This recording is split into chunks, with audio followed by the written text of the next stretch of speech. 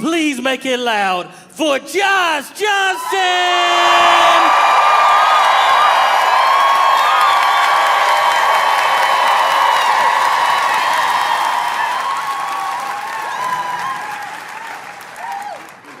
I love being in Seattle. It's dope here, you know. Feels like if Brooklyn had mountains. Yeah, it's just a more relaxed, seemingly relaxed pace of life here than I'm used to. Because even y'all's, I'm not critiquing, I'm just noticing. Even y'all's crime is at a slower pace. You know what I mean? Like, y'all still got crime and everything, but when it happens, it's like, everybody's like, oh yeah, that is illegal.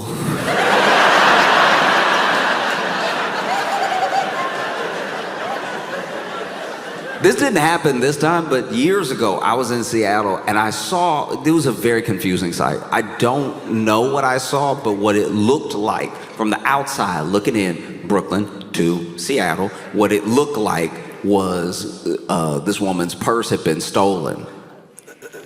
But the thief and the woman weren't running. I think that's what confused us all, because we were, like, one of two things was happening, all right? Either a couple had an argument, the man walked away forgetting he had been holding his girlfriend's purse. So he walking off in a huff, and then she following him because maybe she knows whatever she said went a little too far this time. Or a man with very little commitment to his craft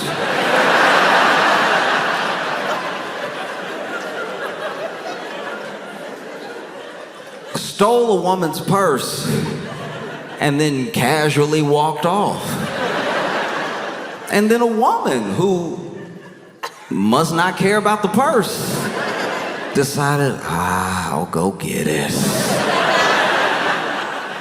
It was so confusing because the man was walking, and he was walking like casually, just walking, holding the purse, but just walking. And then the woman behind him is like, hey, hey, hey.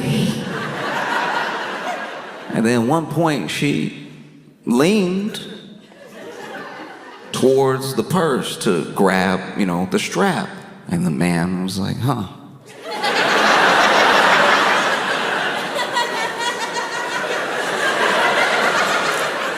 That's when I had to reassess the whole situation. Because what if it was not this woman's purse? What if this woman is the lazy thief? What if this man is just trying to have a day out with his purse, and this woman who likes the purse is like, I would like to have that, and I don't plan on paying or running. And they just continue like that down the street. Hey, hey, hey. I watched them do this into the distance.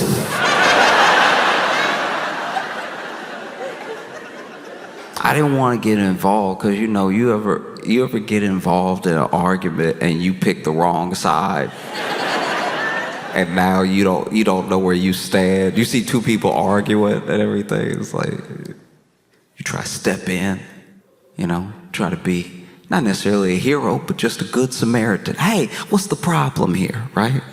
And then you feel like at the end of this thing you should have just left it alone. One time, I was doing a bar show, and we get out of the bar show, and in the parking lot is this couple having this shouting match, and this big old dude and this tiny woman, and he's not moving in a way that's threatening her, but he is like just yelling at her real loud. And she's yelling too, but he's got a booming voice and she just can't match his level. And they are getting like a little closer. He's still not like bucking up or anything. It's just, if anything, she's walking up to him, I guess to make her point, you know, a little bit more clearly. And so, I don't know, my friends and I saw this, and I just walked over, just being like, hey, y'all good? What's with all this yelling? And admittedly, I was talking to him. This is a big old dude yelling at this tiny woman. And I'm in my head, I'm like, all right, hopefully if I step in, somebody will back me up. Do you know what I mean? Like, I'm not big enough to stop him, and I don't know the proper techniques, but if I throw myself at him and somebody else is coming, then maybe together we could come up with something to do. And so he's yelling, she's yelling. I'm like, hey, y'all good? Y'all good? What's up? What's up? Calm down, bro. What's up? And then he's like, she poisoned my dog.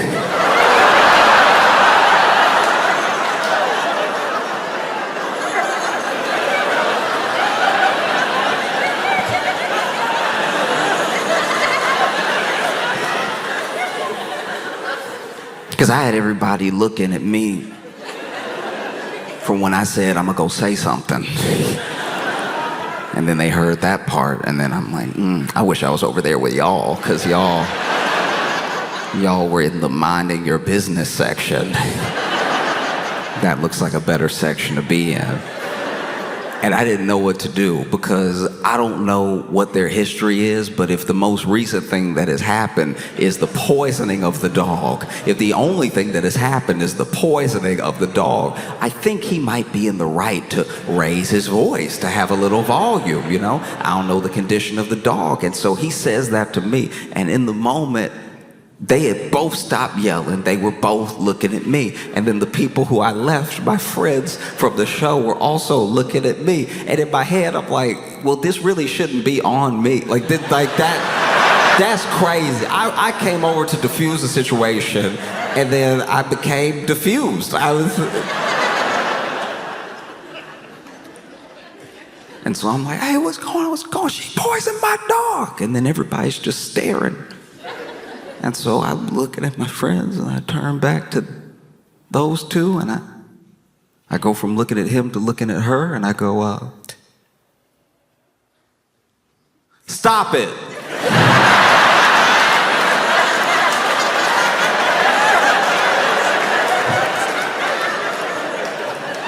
Nah, I hate picking the wrong side. Nah, it sucks. I've been watching the news, and I can't help but be taken aback what's going on between people and the companies that these people buy from.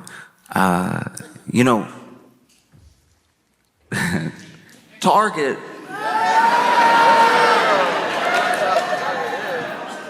they know. Believe me. Target has been in more than hot water. They have been boycotted this year because Target, they're an interesting case because they took it upon themselves to try to be, or at least seem, super inclusive of everyone. Now, these companies aren't people. They're trying to make money, and the hope there is that everyone will want to spend their money here if we look like we're for everybody. That's the idea that goes into it. And a lot of people would say that that's just good business. You want to appeal to as many people as possible, so as many people as possible buy your product or products, right? And so they did that. They took it upon themselves to be the place where it's like, look, Target, you can come here, you can get anything. It doesn't matter who you are. We'll make up products just for you. All right? When your month comes around, we're going to make products. We're going to make products that nobody ever made before because nobody asked for. We are going to blow your mind with our products just for you. And they did every year. They managed to blow my mind by making a product that as a black person, I never knew I didn't want to see. Black History Month would come around and then they'd hit you with something where you're like, do you know any black people? Every product that Target came up with for black people during Black History Month felt like they came up with it off a rumor. Do you ever, in my head, I'm like, there's no way a black person pitched this thing, you know? It would just be like, it would be like grape flavored.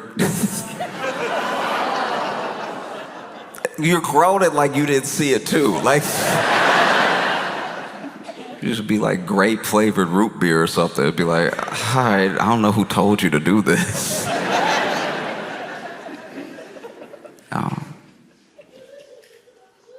They would come out with stuff that made you go, okay, well, even if a black person pitched you this, there's no way you're gonna make enough money off of this new product to make it worth it. Like, in my head, I was like, selling this for a month doesn't make sense. I think you can have a lot of leftover grape flavored root beer with nowhere to go. And so Target didn't just do it to, black people. They did it to everybody. All of my friends got a special month at Target that made them go, huh, this is odd. And they never got the response that they wanted. Like, I'm sure Target was like, oh, they'll love this. It's Pride Month, they'll love this. But not a single one, not any of my queer friends ever said, oh, we gotta get down to Target. They got that rainbow volleyball. You know that rainbow volleyball that we love, because rainbow is our whole personality. You know how we've never wanted anything unless it was rainbow. People do to queer people with rainbow what they do to like black people with products sometimes, where they'll be like, I don't know how to market it to black, just make it music, I guess. Try and get more black people to, I don't know, eat at Burger King. They're like, what about some drums?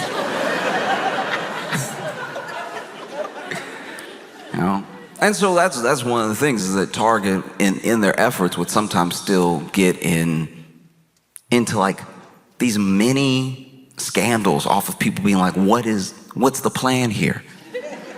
Some people would be offended sometimes. And then, there's obviously the thing online where people would get mad at the people getting offended. They're offended, the people are offended. And then they take up for Target, kind of, but then they don't even want the product. It's not like they want the product. And so they're taking up for Target because they're like, hey, we like grape flavored root beer over here, right? That never happened. It was always someone like, they made it for you, why are you so offended, right? And then taking up for Target as if they want a rainbow volleyball. Very weird. It's like a very weird investment to get into like a product that nobody is buying. And then Target would try to like sidestep. They try to come up with something else. It would be worse. It'd be so much worse. Next year, they're like, we're going to do right by everybody. This product is going to kill them, all right? They're going to love it. Watermelon paper plates.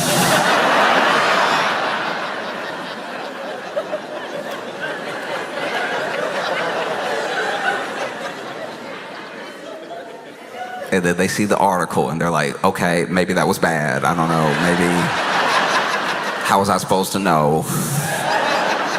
It's not like any black people are like in the C-suite, so. There was one too that cracked me up. This one genuinely is very funny to me. Like none of them really offended me, but I really couldn't get offended at this one because it was so funny. So basically, Black History Month came around and they had made a bunch of like prominent black leaders, these magnets with a bunch of prominent black leaders on them, and all of the magnets were like labeled to the wrong person. Like it was.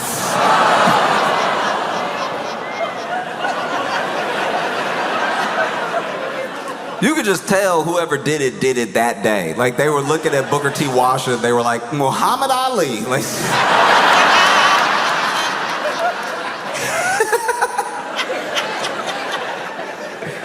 I just don't know who that product's for. Like personally, I just don't know. Yeah, I don't know who was like, oh, life is good. It's almost perfect. But you know what I don't have? Martin Luther King on my fridge.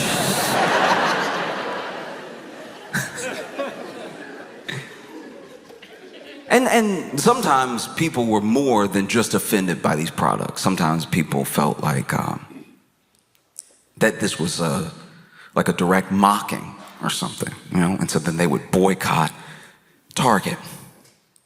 And a lot of these previous boycotts, I don't really know how much market value, I don't really know how much stock went down because there wasn't really a unified front on some of these boycotts. I'm sure they hurt, but they didn't make news in how much they hurt, you know.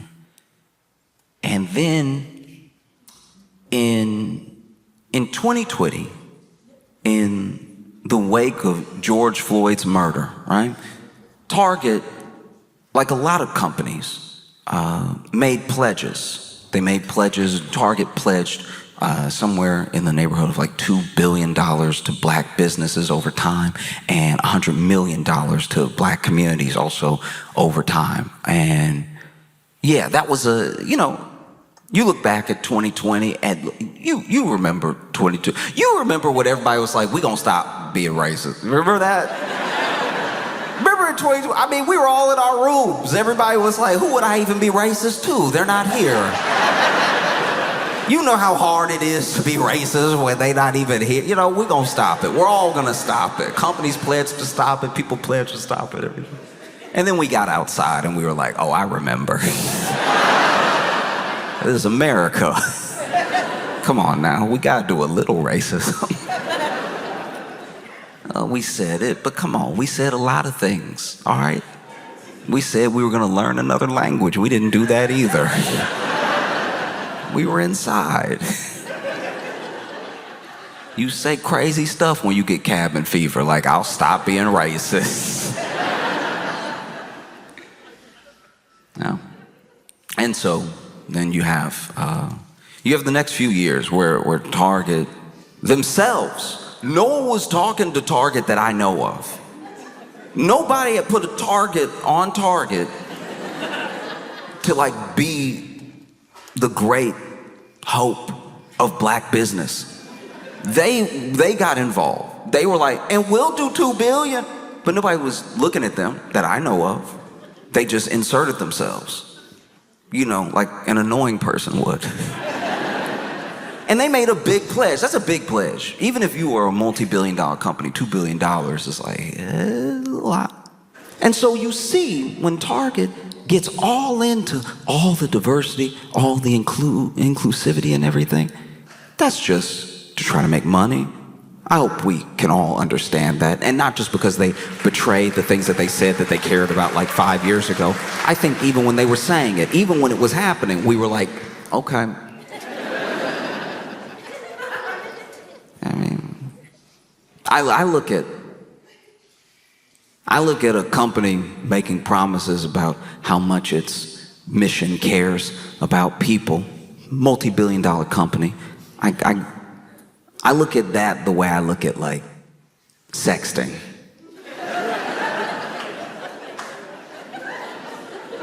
If you've ever been sexted before, depending on who it is, you've read the message and you've said to yourself, the thing I say to myself when I read the mission statement of a billion-dollar company, you're not gonna do all that.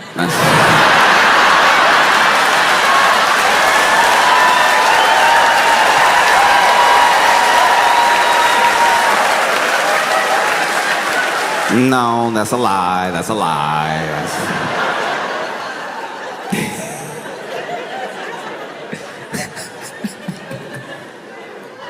And I don't even know where this money was supposed to go or where it started going or if it was just for the press release. I have no idea. But I know that when Trump won, Trump immediately, day one, was like, we're going to get rid of DEI. We're going to get rid of all of these programs. We want everything to be merit-based and fair. So obviously we have to get rid of as many people as possible who earn their position over time.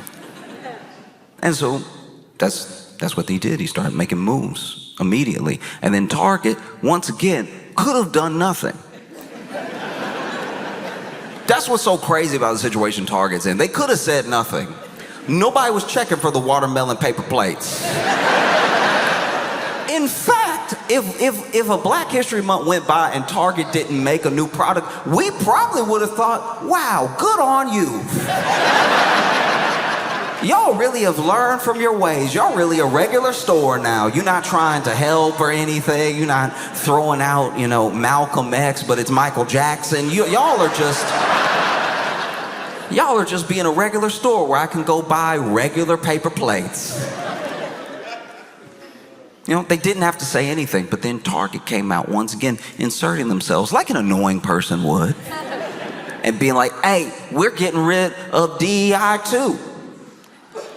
People were like, oh, okay.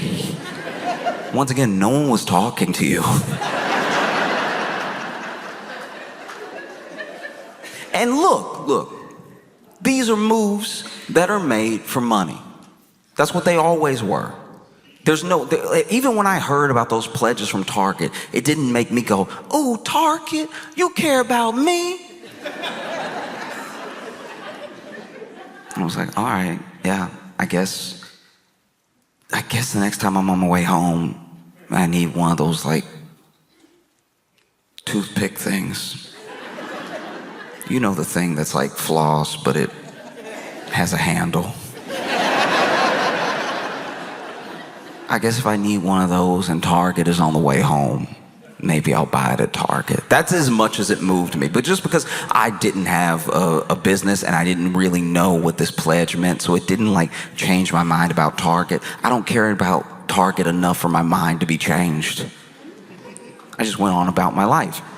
And then, whenever they made this statement of we're getting rid of all of our DEI too, I was like, guys, I still don't care about you.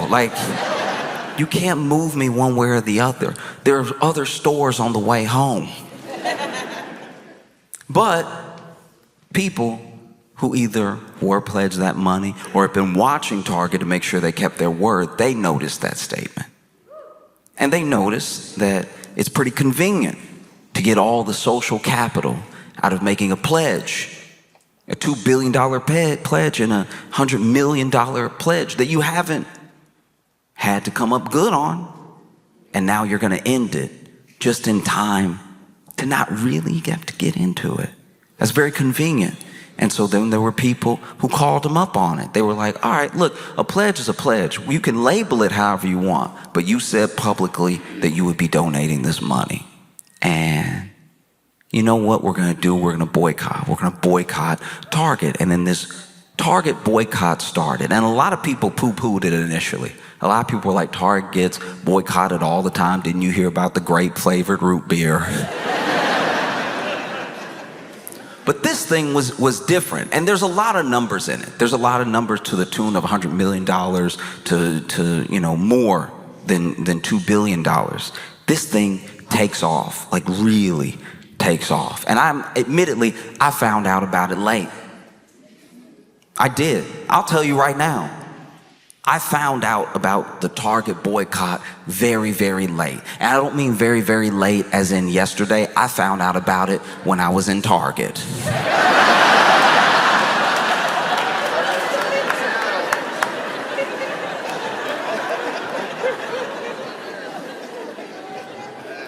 I was in Target. And then there was somebody also in Target leaned over to me and was like, hey, we don't shop here right now.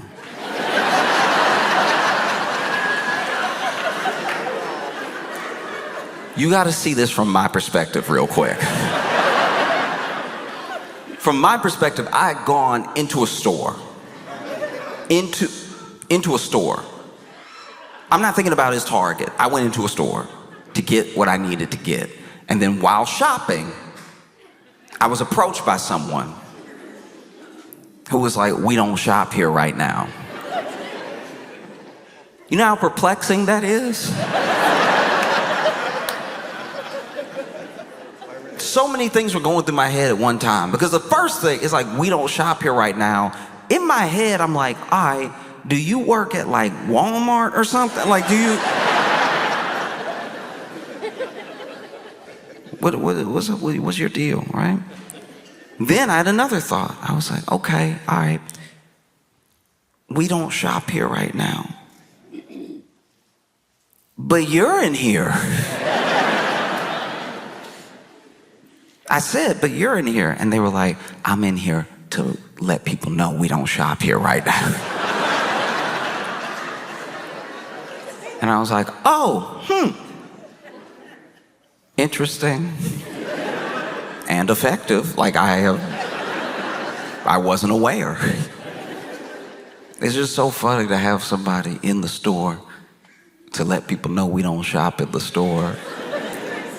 It just feels like the most, it's just the most like, what's it called? It's the most civility I've seen in what must feel like to the store, robbing the store. Because I put down, like in my hand, I had the toothpick with the handle, and I was like, "Oh, I already had it in my hand, but I guess I can put it back." And then I walked out, and that's money that they didn't make. It's like that thing is effective. And so I didn't buy the toothpick thing. I left, right? And in my head, I left, but I was also like, "All right, that thing was like $6, so I guess I didn't get my $6, but hopefully they really needed it. Hopefully that $6." I love when a company who's done something bad need the money bad. Like, you know, like when somebody needs the money bad, they're like, "Hey, look, brother, look. If you can hold me over with this $8. And so, you know, I left. I went to CVS. To my knowledge, they hadn't done anything, so felt like a safe place to get the toothpicks. I've had something in between my teeth the entire day, so I need it desperately. Even when the man was telling me we don't shop here right now, he was like, "Ooh, you got..."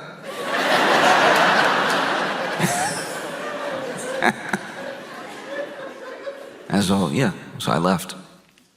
And wasn't really sure what would come of it. And then on the way home, I'd see Target and be like, yeah, whatever. I'll make it to CVS. It's 2 more blocks. Really not knowing, because a boycott now is different than a boycott from the past. A boycott from the past, you had to. It was imperative that you used your body and your voice to be there in real time. You had to go there. You had to go out. You had to pick it outside of the store to let people know how you felt about the store. And the numbers that you had, it sort of dictated the narrative, you know? Because they couldn't run. They had newspapers that they could maybe run some ads in or try to create a narrative, but nobody could argue with what they saw with their own eyes. Not yet. It wasn't present day.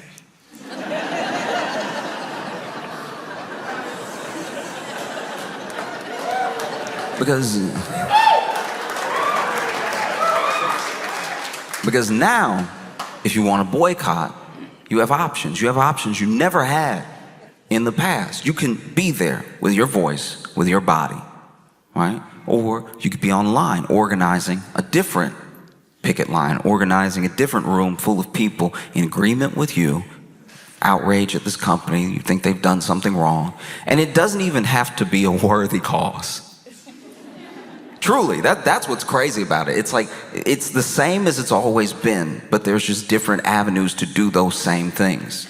So now you have the benefit.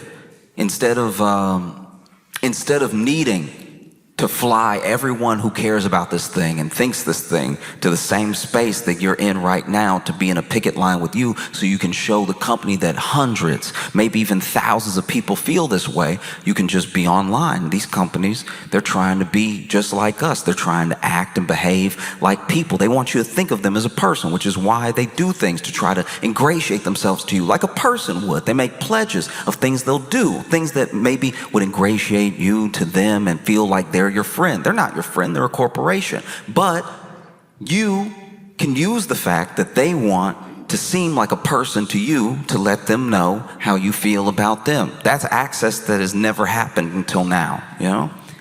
And so you get all of these people doing it at one time, and it does have a compound effect. Because it's not as visible as it was in 50s, 60s, 70s, I think we sometimes lose a little bit of hope and a little bit of understanding of what a boycott can do, of what a protest can do, because it seems like these companies have so much money that they can never be brought back down. But that's just not true. You know, you look at Target from then to now, and I know market valuations go up and down. I know they fluctuate. Things are not set in stone just because they go bad for a while. But them going bad for a while is a wake-up call to the company. And people boycotted Target, even up until present day. I don't know when it'll be over, to be honest with you. I really don't know when I can go in Target again. And I'm not thirsty to go in Target again. I'm just like, it's on the way home, and I just have to keep reminding myself, like, no, we not, no, right? But Target has lost more than it promised. Target's lost more than $100 million, and has lost more than the $2 billion that it pledged. You know, by the most recent estimate that I saw, and it could be different on a different day, it could be different in this moment, but Target, through this boycott, has lost somewhere in the neighborhood of $12.4 billion in market value.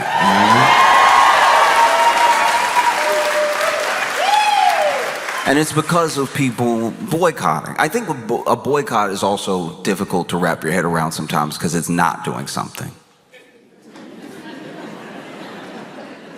You know what I mean? It's not, you aren't.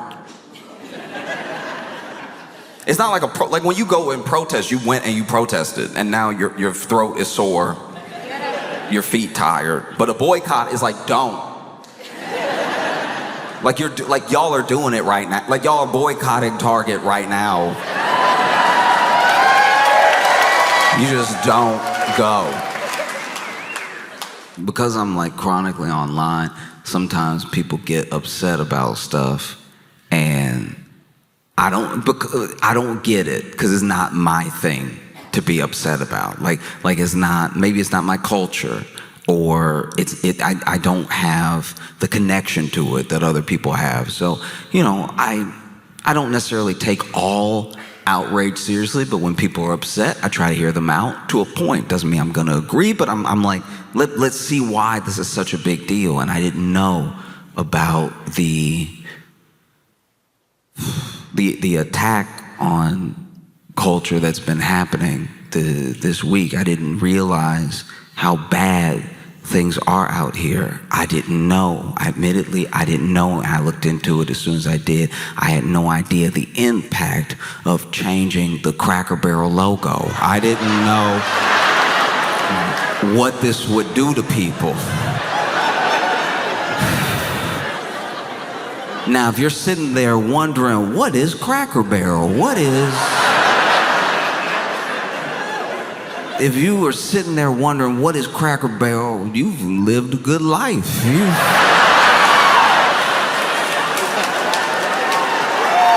If you're sitting there wondering what Cracker Barrel is, you are doing perfectly fine. But just to bring you up to speed, it is a restaurant, a sit-down restaurant, and they have a side that is restaurant. They have a side that's like little gift shop, knickknacks and stuff. It's very cute. I grew up in the South, so I grew up with Cracker Barrel, right? And Cracker Barrel, they look. Listen to me, all right? sometimes something happens, and everyone is so reactionary now that like they don't form their opinion authentically. I saw this and I didn't care. And when you don't care, you're able to be at least a little bit closer to objective, right? So I saw what was happening. And they changed the Cracker Barrel logo. If you've never seen the Cracker Barrel logo, get ready.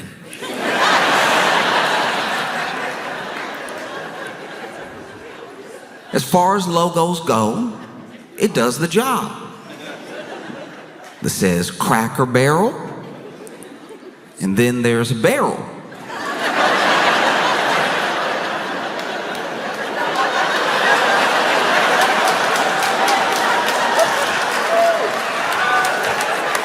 And then there's a guy next to the barrel, right? And the guy next to the barrel posted up. The guy next to the barrel is out here feeling himself. He's over here like...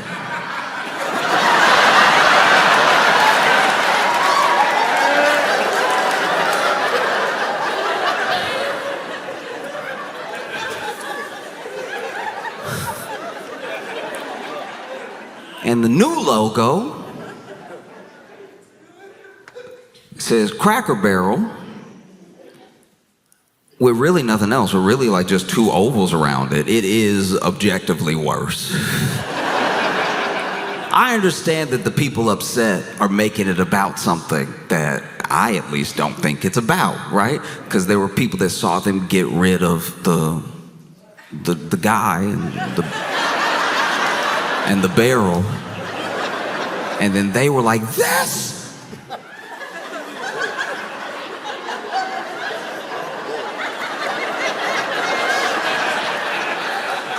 The first impression was of someone who had a stroke over it. But people genuinely were like, this is insane. This can't stand. This is white genocide.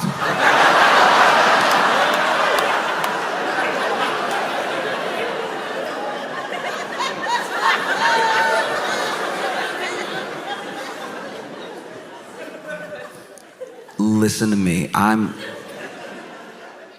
no expert, and I could be wrong. I'm wrong all the time. But I'm pretty sure that just as many white people are alive after they changed the logo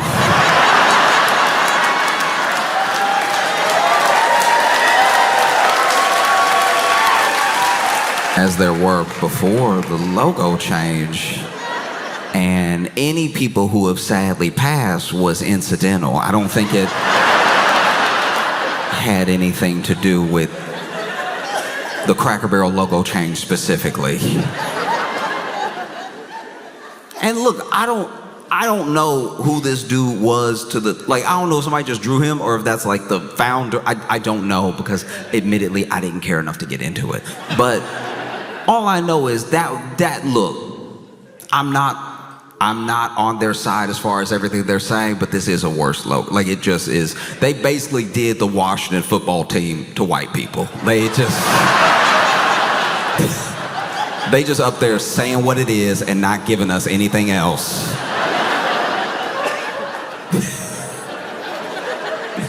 Nah, it's rough. It really, that's bad. Especially with that guy, that was, I don't know. Y'all did it. It said Cracker Barrel, and then there was the barrel, and then there was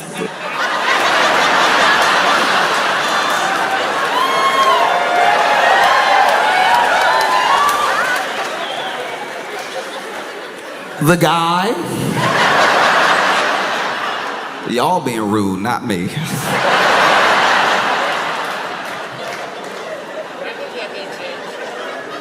And so, yeah, Cracker Barrel was facing immense backlash, threats of a boycott. They done with Cracker Barrel over here. And admittedly, look, if we're talking business for a second, just business, it is kind of wild that the CEO said something to the effect, this is what I've read, the CEO said something to the effect of, MAGA doesn't have to eat here. We'll respect their decision not to, right? So they got directly called out. They got directly called out by this CEO. I don't even know what prompted it. I don't know what the question was that led to that answer. But I will say, look, we talking business. From business. Remember, business.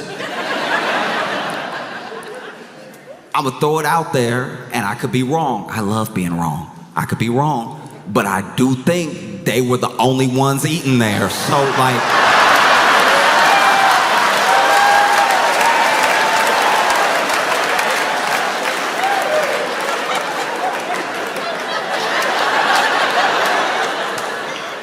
That would be like the dude at the Red Hat Company being like, we don't need MAGA. It's like...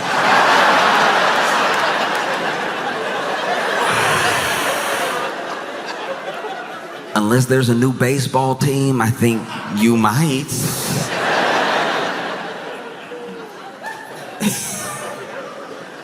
No, it was truly wild. And now MAGA's had a insane backlash. Look, I don't know what's bots and what's actually people upset. All I know is I've seen a lot of tweets. A lot of tweets being like, I can't believe, look at these. You know what's funny too? It's like sometimes people get mad at you and they start describing you in their anger. And it doesn't sound as bad as they think it sounds, but because it's what they're mad at you about, it sounds bad. I saw this one tweet that was like, look at this woman. She single-handedly tanked Cracker Barrel stock because she wanted to be a woke girl boss. She wanted to put her whole life into her career, and then she rose to the level of CEO. Only to tank the company, though. She tanked the company. And yes, she's a young CEO, but she tanked the company. I'm just like, as you list the thing, like as I was reading the tweet, I was like, I mean, outside of like 8 of these words, this is a good LinkedIn profile.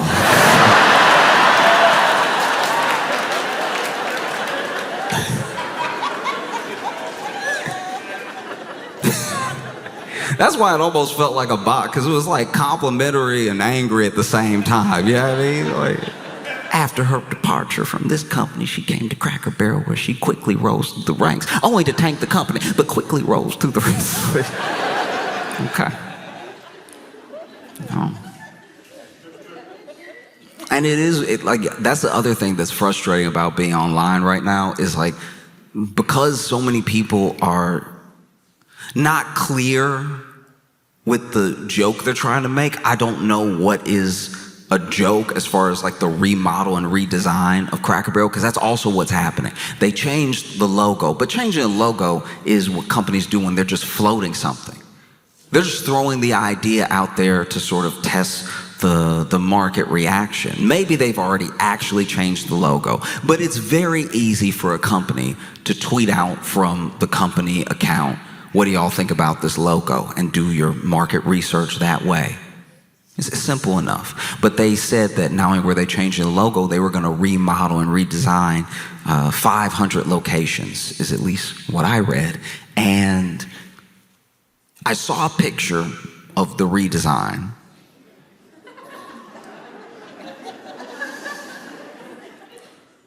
Look, I already wasn't eating at Cracker Barrel, so it's really like no stress to me. But for those that love Cracker Barrel, I was a little stressed out for them, because they really trying to modernize it, I guess. And the reactions to it were interesting. The reactions to it, it blew my mind a little bit. Because there were people genuinely being like, this is an erasure of American culture, and it is an erasure of white culture, like white heritage and everything. And like, I've been to a Cracker Barrel, and yes, it's very white, but like,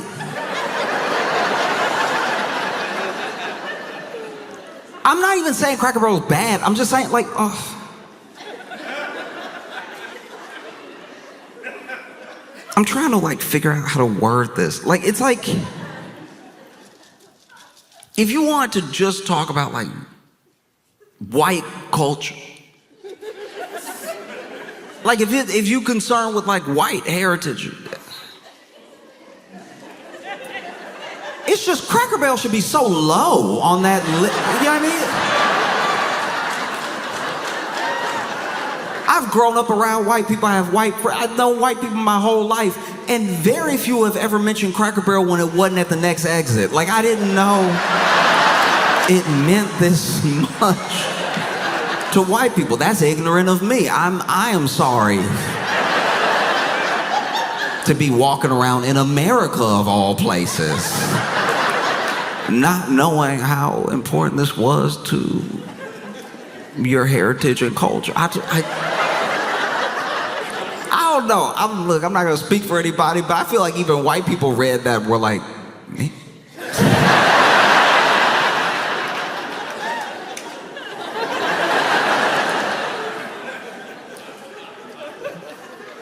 No, I've had Cracker Barrel because, you know, I've been on the road, and I've always had it when it was like the last stop.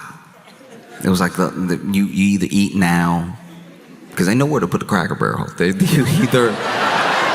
You either eat now, or you wait 35 minutes until the saddest McDonald's. You know what I mean? It's either like, look, you either have a burger or some pancakes, or you wait 35 minutes to be poisoned. You can decide. You can either have a little too much syrup on your pancakes, or, you know, have the Snickers flavored hemlock.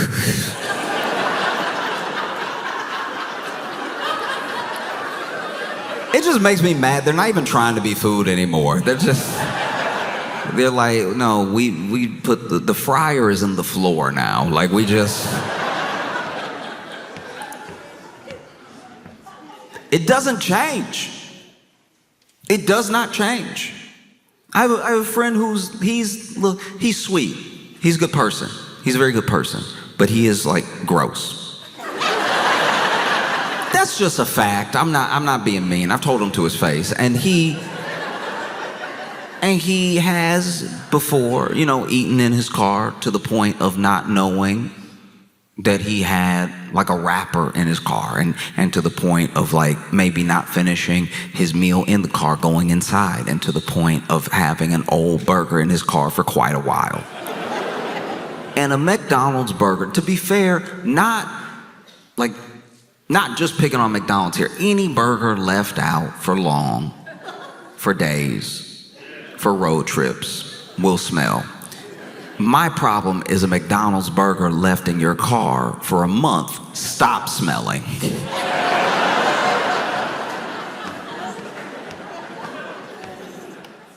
Food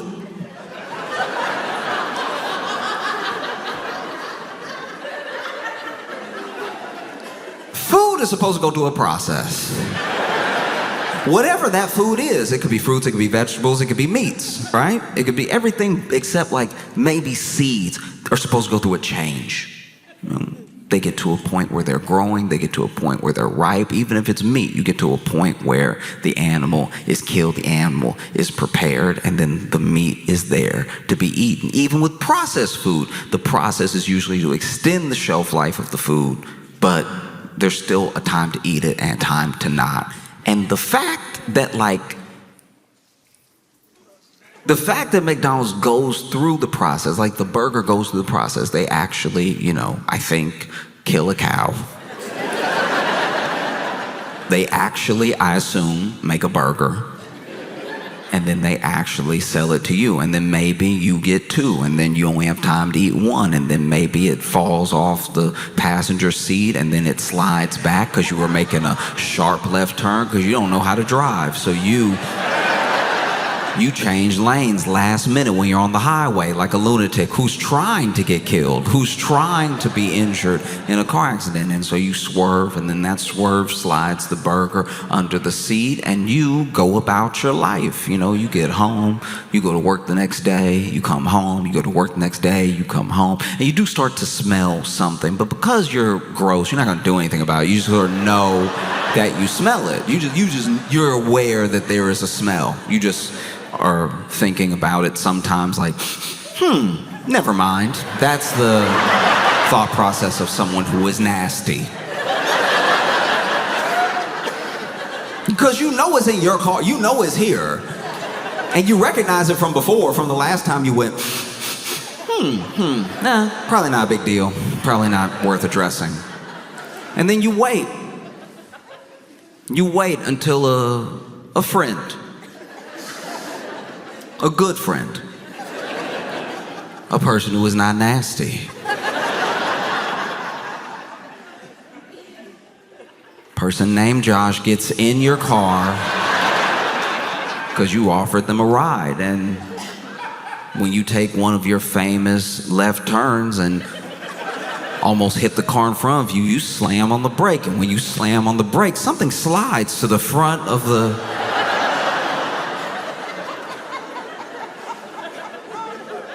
Something hits poor Josh's foot.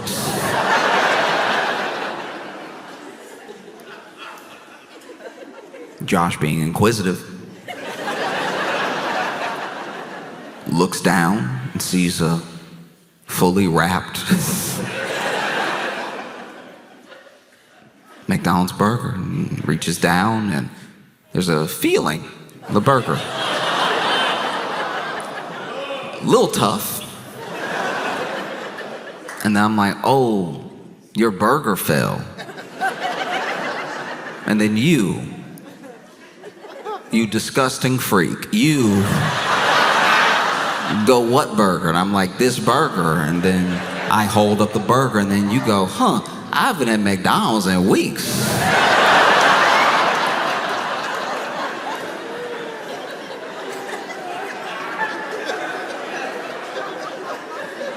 And then Josh goes, oh.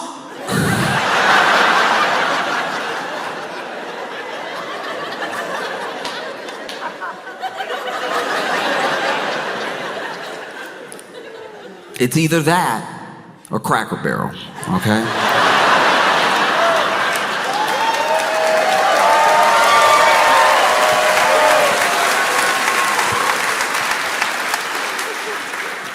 And look, a part of me understands where people are coming from. Part of me understands that some people hate change. Some people love the nostalgia of going to Cracker Barrel. Some people they like it as a restaurant and they would prefer it stay the same. That's actually pretty normal. I even get upset sometimes when a grocery store that I like switches up the aisles a little bit. They're like, actually, we figured that the noodles should go over with the pasta. We had broken it up by ethnicity of the foods, and then we were worried that looked bad. So then we just put every noodle-shaped thing together, the noodles, the pasta, even just long sticks, they all on the same aisle right now because we're one people. We don't want to break people off and make people be like, ooh, you not as good, you gotta go further in the store and to aisle 8 because you like this sort of noodle. We just put everything in one. Even then, even when that's their reason, I'm like, ugh, why'd you have to change it? I knew where it was. Now I gotta be in here longer. And so I get people who are like, I just don't like it. I don't get people who are like, this is the worst thing that's ever happened to me. That always ends up, I don't know, people always end up telling on themselves in that regard. If this is the worst thing that's ever happened to you, that a company you don't own changed their logo that you only looked at when you went. I don't know who loves Cracker Barrel enough to have the logo in a frame and kiss that picture every night before bed. I don't know what sort of Cracker Barrel freaks are out there.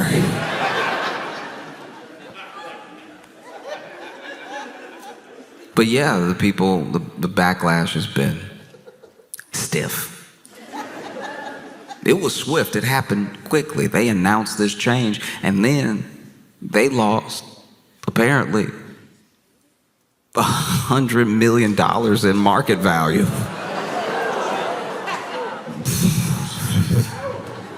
I didn't know there were that many people to be upset about Cracker Barrel in dollars.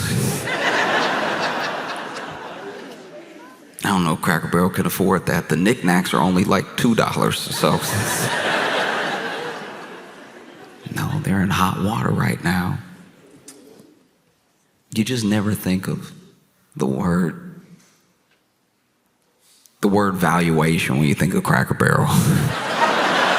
Do you know what I mean?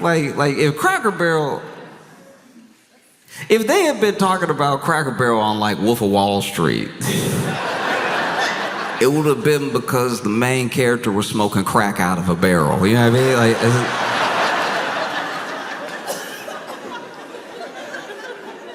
mean? Wild to me that people are this upset.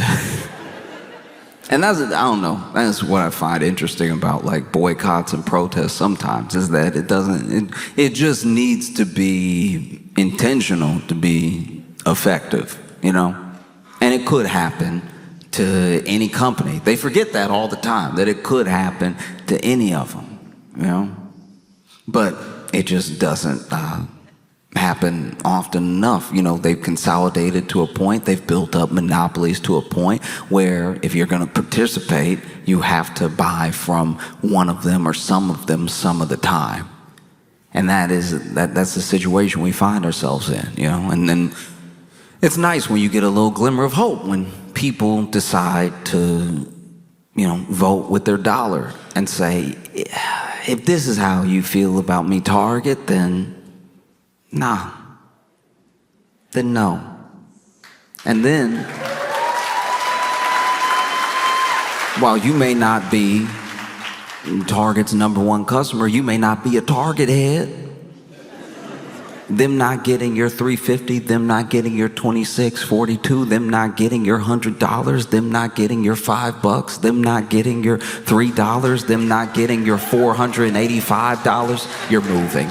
Them not getting all manner of money from you starts to equal up to about $100 million.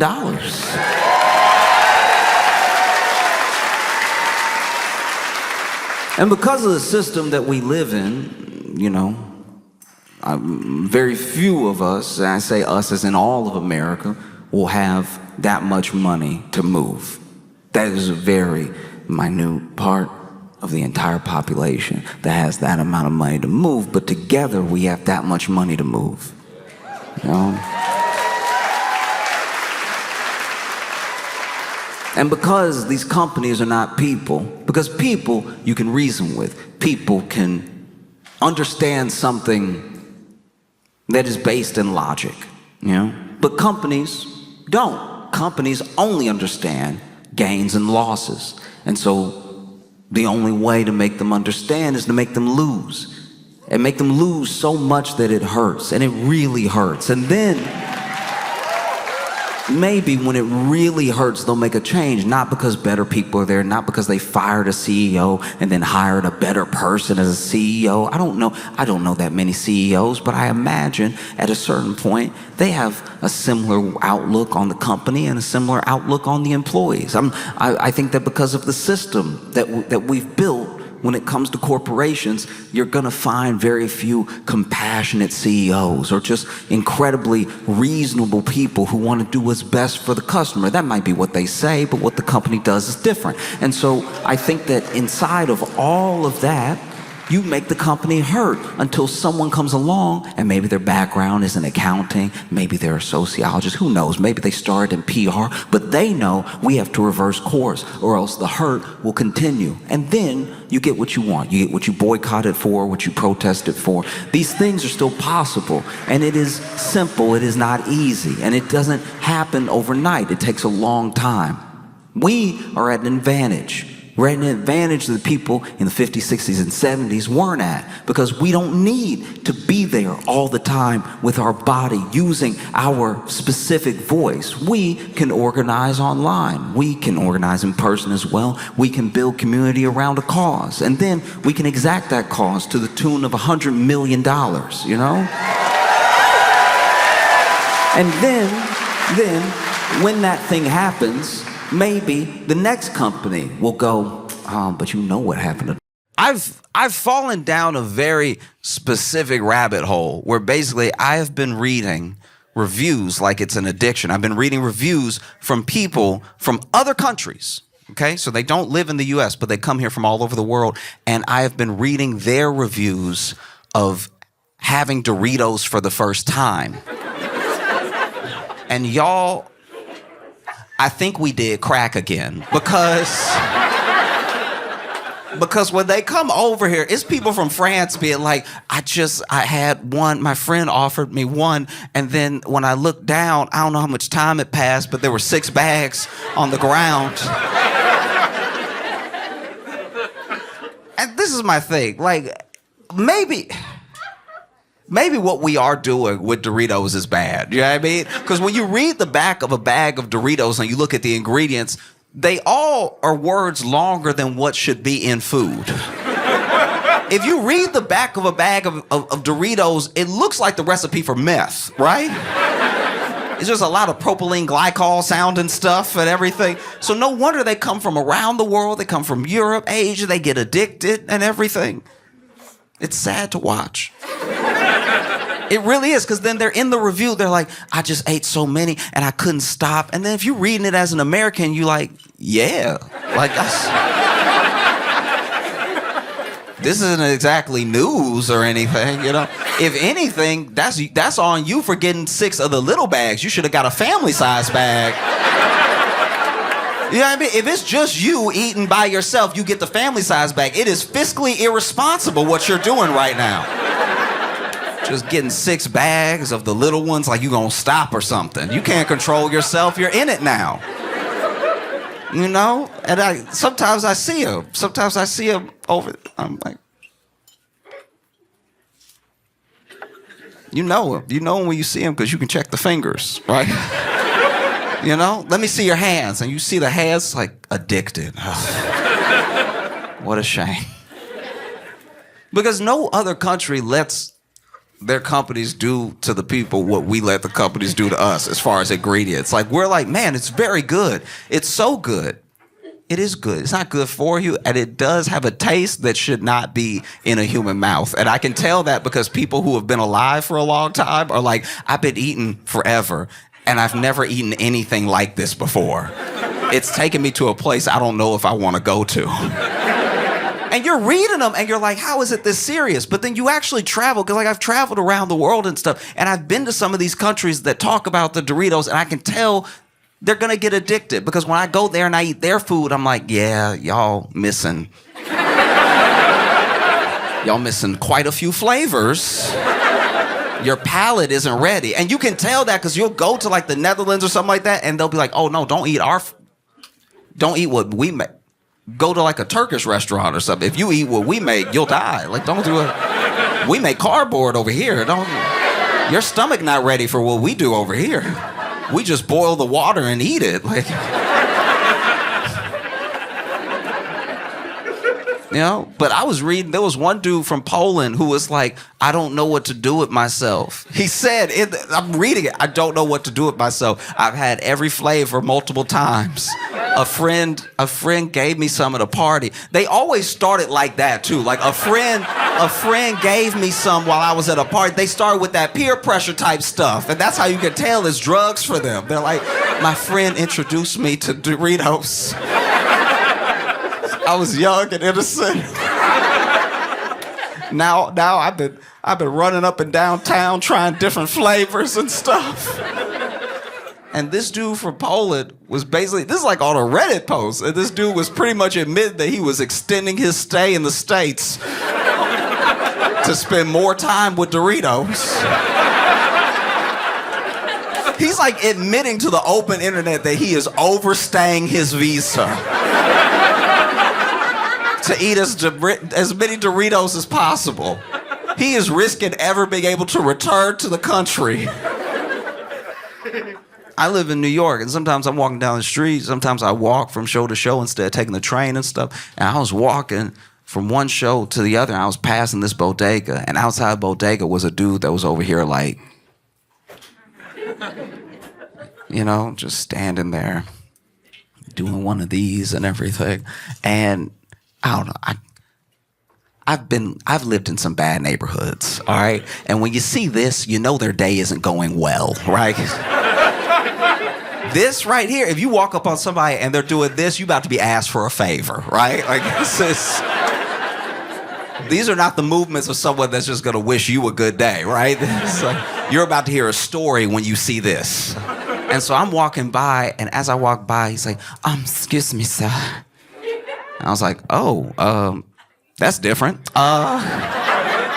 What's up? How you doing? He's like, I was just wondering if you could spare $1 or $2 so I could get something to eat in there. And then I had a $5 bill in my pocket, so I handed it to him. He's like, oh, thank you so much. And to get some Doritos. It's like,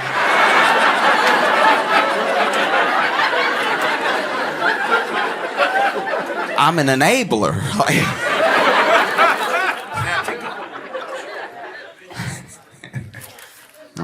I've been very excited to come to Dallas and spend time with you, make you laugh and everything. I love coming here because I grew up in Louisiana, and so we would come to Dallas a lot.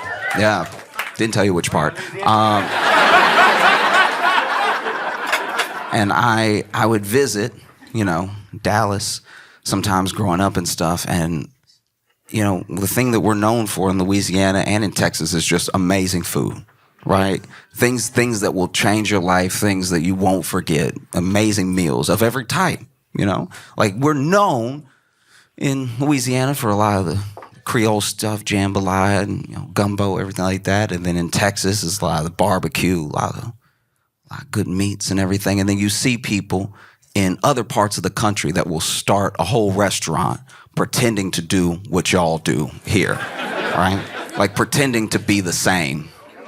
You know, and then you'll go there. You might even walk into a, you know, real Texas barbecue restaurant in Pennsylvania.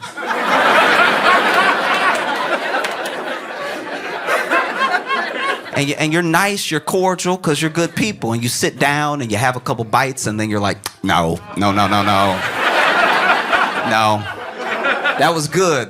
You tricked me. You got me to come in. That's good. I like what you did there. It's because you got the font right. You got the font on the... That's what got me.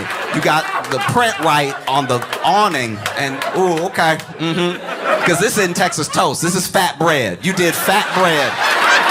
You didn't do any... Oh, you won't get me again, but that's nice. That's nice. Gotta give it to you. Wow. You know? And that's the thing. Is that sometimes, you know, you have food that people really believe in, but it is bad. It's just not good. Belief doesn't make a meal, right? And especially when I look online, you know, it feels sometimes like we're lost, you know? And I can tell that we're lost just because of what I see happening nonstop. Also online, because you have a forum, because people can comment, I see people say some of the most beautiful things and some of the most hateful things to each other that we know people wouldn't have the courage to say in person, right? Sometimes you're in person and maybe you want to tell someone how great you think they are, but you're worried about being embarrassed, so you keep it in or you just give them a thumbs up, whatever the thing is, right? But online, if you're never going to meet this person, you can really let them have it, one way or the other, good or bad, right? And so I've seen some really like hateful comments that I know people wouldn't say if they were in person with the person, right? And when it comes to cooking TikToks, I think some of this hate doesn't go far enough. I think that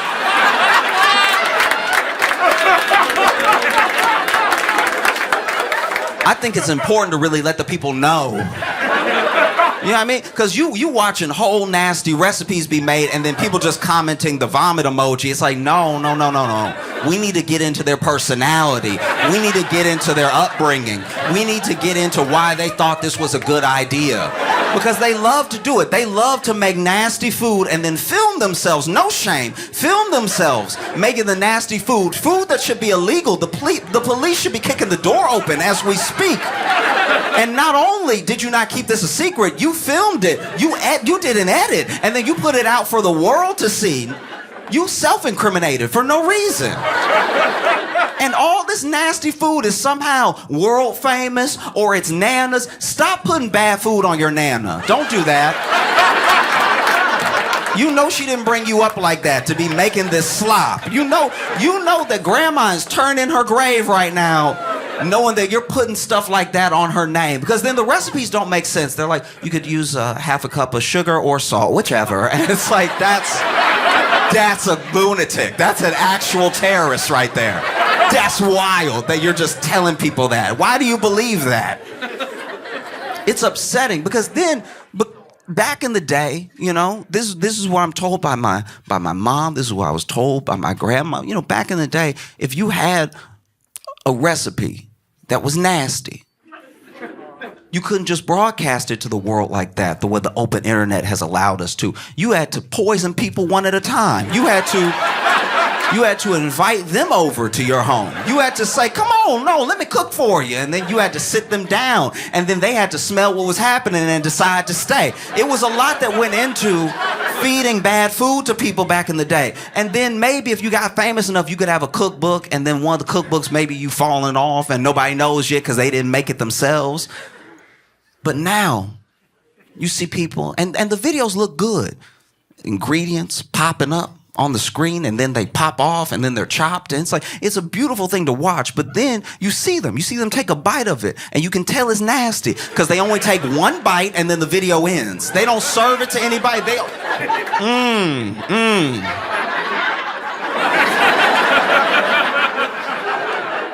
Because you know you've been invited to someone's house that thought they could cook but couldn't. And then you took a bite. You're a good person. So you go ahead and you take a bite, and you know when you take that first bite, okay, I'm gonna have to get rid of this. I'm gonna have to figure out a way. If there's a dog nearby, but I'm not gonna swallow. No, you're not gonna get me. You take that first bite, and they're like, how you like it?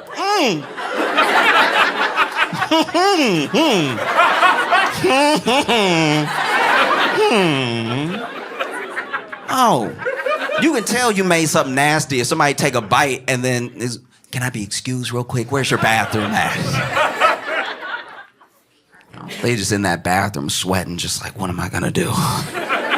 It's a full plate. Oh, it's really horrible what people have done to each other. You know what I mean? It's just with a straight face, too. And now you got people broadcasting. Come with me while I make my Nana's world famous mayonnaise grapes or whatever. And they don't even know there's anything wrong with it, because once again, they weren't brought up with sense. You know? The amount of times I've been brought over to someone's house, and look, if anyone goes to the trouble of cooking for me, I appreciate it. You took your money, you bought the ingredients, and maybe you messed it up, all right? Maybe that's what happened, but I still appreciate the effort, right? As long as I don't have to finish it, you know? Because the amount of times I've been invited to someone's house and been fed shepherd's pie. You can tell from your groans. Like, shepherd's pie is already on the line. Shepherd's pie is crip walking a tightrope of nasty, right? One false step as shepherd's pie has fallen into slop, all right? You can't just do whatever you want with shepherd's pie and make it delicious. That's not how the world works. And I have been fed shepherd's pies that make you go, maybe I don't know how to eat. Maybe I'm the one. You know what I mean? Because I'll bite into a shepherd's pie that'd be like, what just cut my mouth?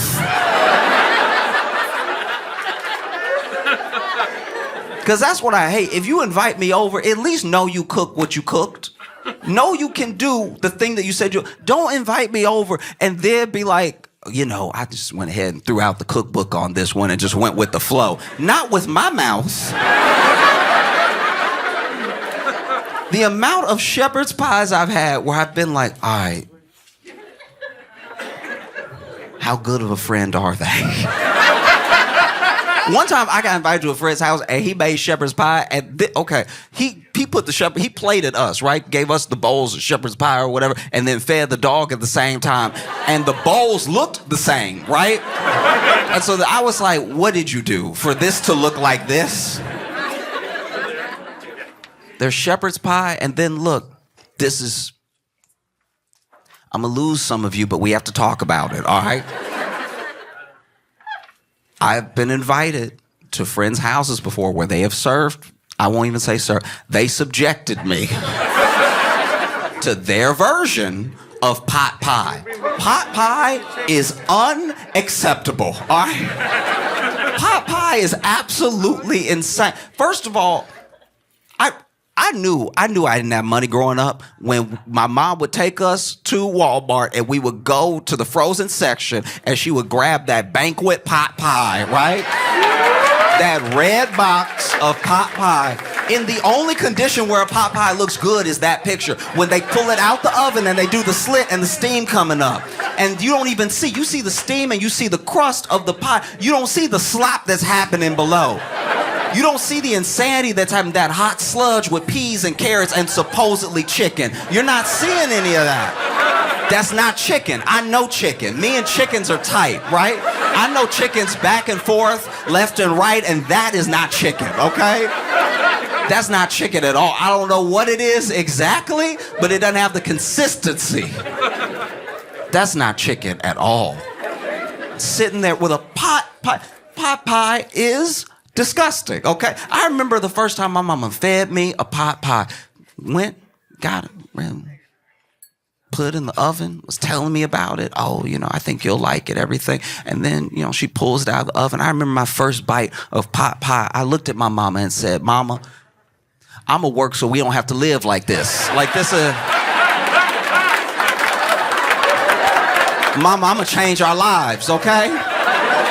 It won't be like this forever, all right? Because I know you're doing your best. Pot pie, the hot sludge that is under the crust of pot pie. And then I had a friend try to argue with me about pot pie. He was like, no, the crust is the best part. Ooh, okay. Wait, if you think crust is the best part of the pot pie, ooh, I got good news for you. If you love the crust of a pot pie, I got a good word for you today. There's something called bread, all right? Oh, if you love the crust of a pot pie, wait until you meet bread. Bread, when bread comes into your life, ooh, it's gonna change. If you love the crust of a pot pie so much you're willing to endure a pot pie, then get ready to meet toast. Oh, you can have dry, crusty, delicious bread that has nothing to do with purple Greek sludge, whatever. Because that's the other thing. It's people's version of pot pie. So I've had pot pies that were just like the standard peas and carrots and chicken or a little bit of beef or whatever. But I've also had ones where they were like, oh, I threw a little goat's cheese in there. I did. This is not up to interpretation. This thing is nasty through and through. Pot pie.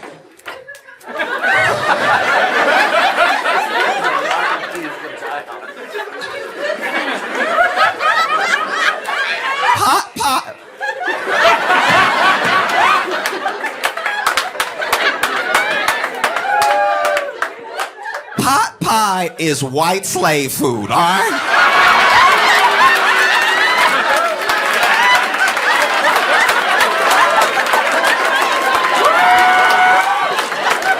This is the food of subjugation. This is the food of fiefdom, all right? Pot pie makes sense if this is the 1600s. We don't have to do this. We are Americans. People fly from around the world and overstay their visas to eat our cracked Doritos.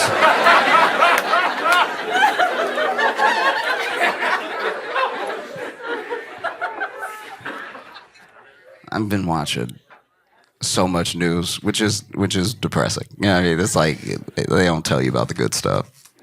You know, you gotta go find the good stuff on your own. It does feel like, I'm not gonna speak for anybody here, but it feels like, for the most part, I think I feel the way a lot of people feel, which is a sort of disillusion with some of even the process of politics, you know, because we've become accustomed, because we have more access to information than we've ever had, and because we at least see ourselves as more discerning than we've ever been. We feel like we can tell when someone is lying, right? And we've all known and accept that politicians lie. It's to the point now where we don't even really judge who we vote for off of who lied the most. We judge it off of like how many people accidentally told the truth. You know what I mean? Like you look down the ticket and you're like, he got caught in that hot mic. I like that. That was a good one. You know? And I get it. It sucks not just to be lied to, but to, when you're lied to, you know, and when you figure it out, you see the manipulation that was at play. And if someone's trying to manipulate you, they don't respect you. They don't care about you. You know what I mean? Even when they say they're doing it for your own good, it's like some of the things, let me decide, right? So we don't like when our politicians lie to us, but I don't know if we really want them to tell the truth either. Imagine a local politician, or maybe your country's representative coming to you and just being like, no, we're it's bad. It's bad. I don't think we can recover. This is beyond repair. Doesn't feel great because that sounds very true. I hope you're lying. Some people, you know, offer up the truth even when they don't need to. You know what I mean? And sometimes that's a noble thing, and sometimes it's a very dumb thing. Sometimes it's just an odd thing. Like RFK told the truth this week about... I'll back up. In New York City, in Central Park, in 2014, there was a bear that was found in Central Park. They're not native.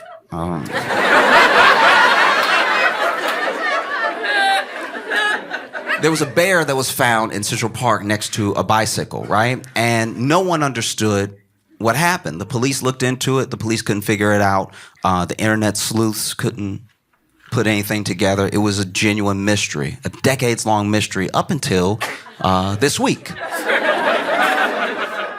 when RFK Jr., for no reason, told the world, y'all, that was me. That was...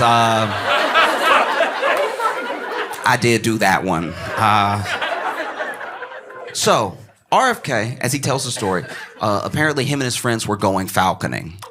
I don't know what falconing is. All I know is you took the word falcon and you made it a verb, right? I don't know if falconing means you hunt falcons, or that you use falcons to hunt, or you just talk to falcons. I don't know what y'all doing out there, but you put ing behind it, so I know it involves the falcons, right? And RFK Jr. was on his way to go falconing, and he's on his way, and then he stops in the road because the person in front of him stopped because the woman in the car in front of him had hit a bear and killed it, right? And so RFK gets out and sees that she's killed this bear, and he's like, I'll take it. Which is interesting, right? That's probably one of the last things I would have guessed you'd say when you see a dead bear. And so he takes it, he puts it in his car, and then he goes falconing with his friends, and they're having a good time. I know we're talking about RFK, but for a split second, I want to focus on the woman that was driving, right? Because there are a few shocks that she had to get over within her day. One, you're driving. You're just a woman in the world living your life, and you're driving, and then something runs out on the road in front of you, and you hit it, right? And that is a car accident. Like, we can't forget, this person was in a car accident. Like, I hope she didn't have any injuries or anything. And just a near miss alone can be shocking. It can rattle you for like days or a long time. Depends on what happened. And so she hits this thing and has to get over the initial shock of almost being in what could have been a very bad car accident. And then she gets out and she's like, what did I hit? Was it a deer or something? It wasn't a deer. It was a bear, which is specific. I don't know anyone else it's happened to. And so you get out of the car and you're standing over this bear that you've just hit, and you're also, wow, I was almost in an accident, so I'm shocked, my heart is racing, it's sad, I've just killed this animal. And then RFK Jr.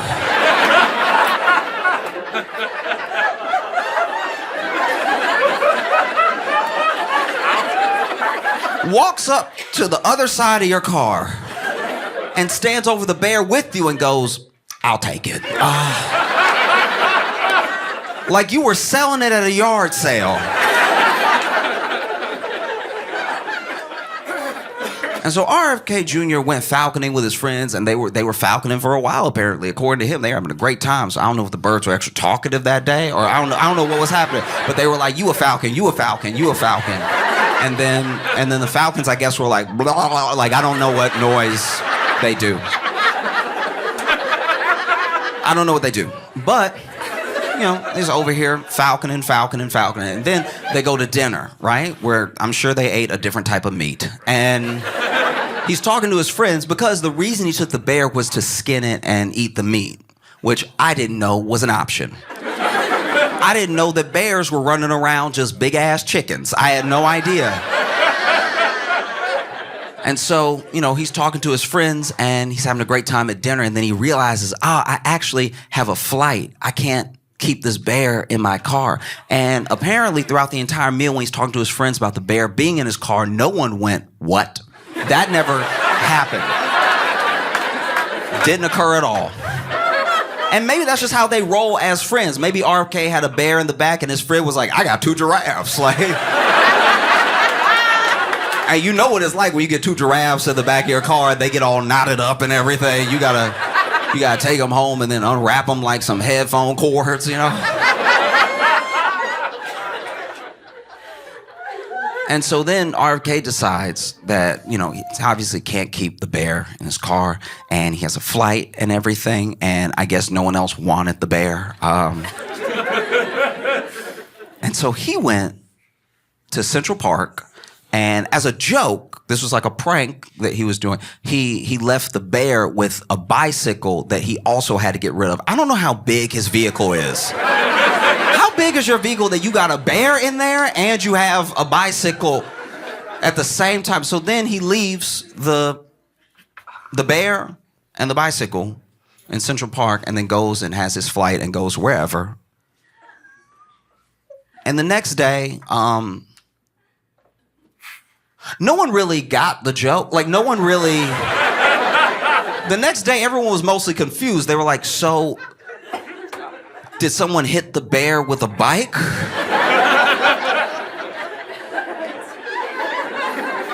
Or was the bear riding a bike and then decided to die? Like, was the bear on a bike and then was like, this ain't for me? You know what I mean? And so no one knew, no one put it together, no one solved the mystery until now, because RFK Jr. came clean. Because he was the only one that knew. The other reason that no one solved it until now is that the woman who, let's go back to her for just a quick second. I think the woman that hit the bear and then gave it to RFK or let him take it and then went about her life, you know, she also didn't come forward, because I think the next day when she turned on the news and saw the bear in Central...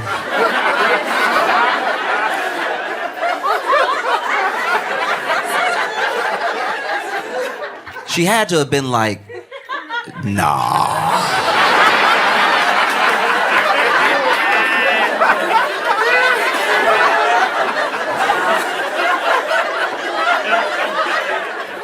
There's no way. I like to think that from her perspective, she hits the bear, RFK takes it, she goes about her life, but then the next day she thinks that RFK thought that he needed to make it look like an accident. Like,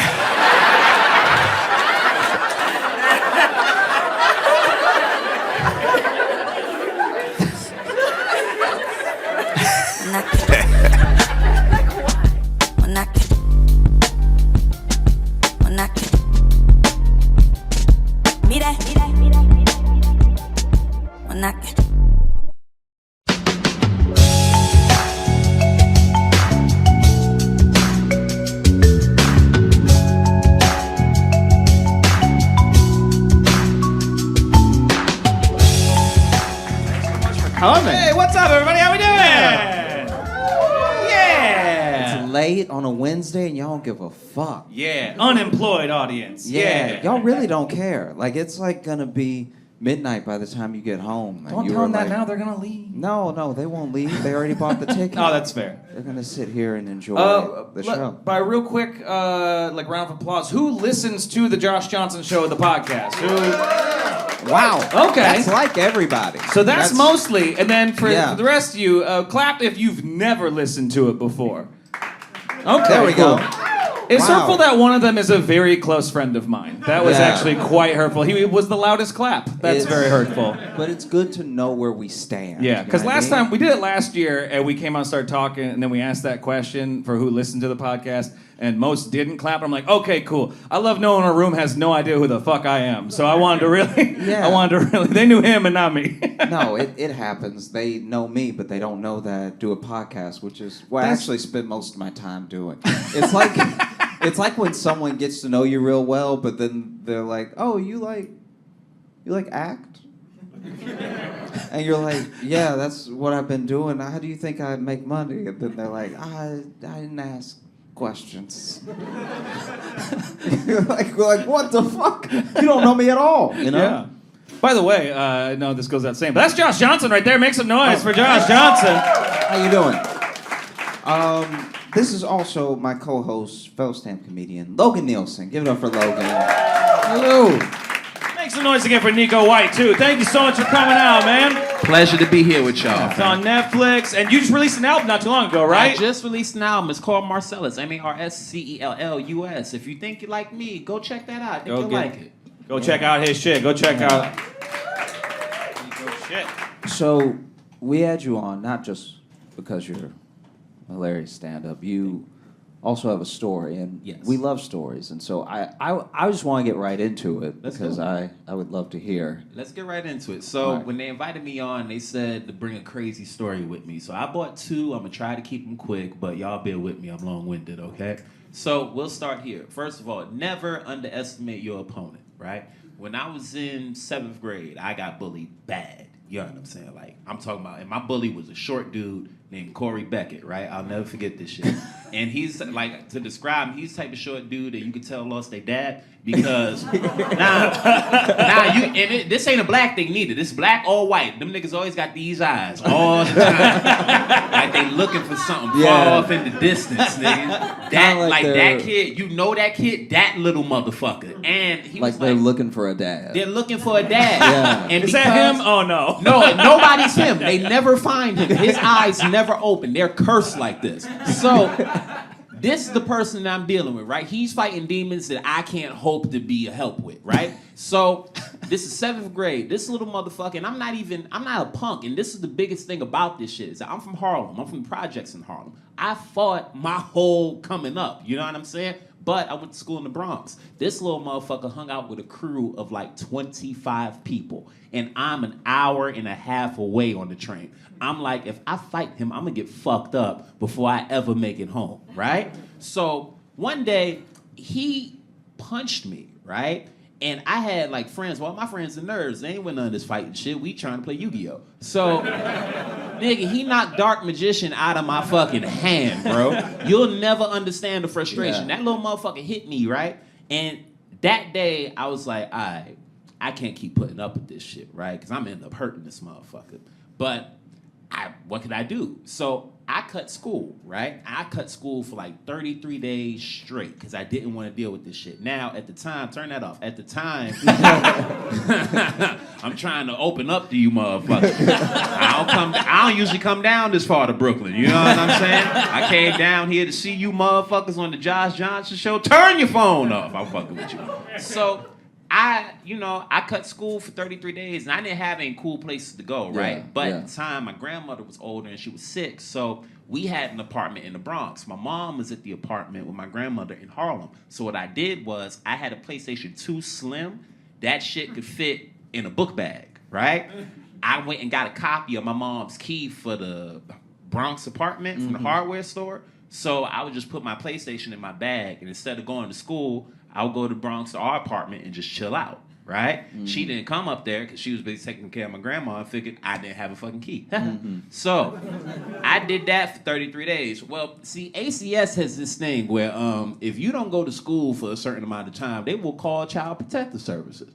And them motherfuckers sent a letter home. So I had to go to school now, right? So I go back to school. I'm like, all right, I've been gone for a month and 3 days. That's enough time for this little motherfucker to forget about me.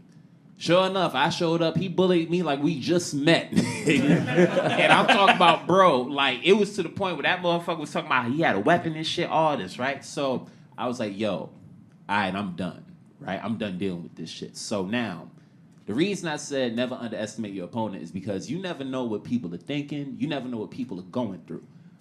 I told you I grew up in the projects in Harlem.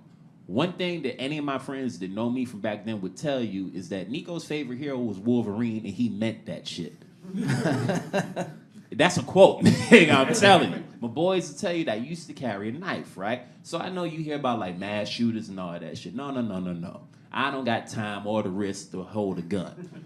But that little motherfucker, I got so tired of that nigga, I said, all right, tomorrow, I'm gonna put a stop to this shit. Wolverine style.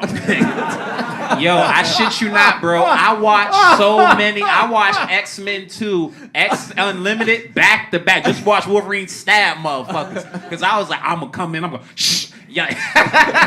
This might be morbid, but I ain't do it. It's all right. So, but I'm telling you, I was going Listen here, bub. I was going to skewer this motherfucker. And yo, like Wolverine would talk, I swear to God I was going to dialogue with this motherfucker. Like, want to dance? Like, oh, I couldn't wait. I was going to stab the shit out of this nigga. So my preparation for school was usually like, when I was cutting class, was like, all right, I'll put the PlayStation in. Man, I went and got the longest fucking butcher's knife in my grandma's house. Now, the butcher's knife was about the size of Corey. You know what I'm saying? And to this day, I hate short people because of this little motherfucker, bro.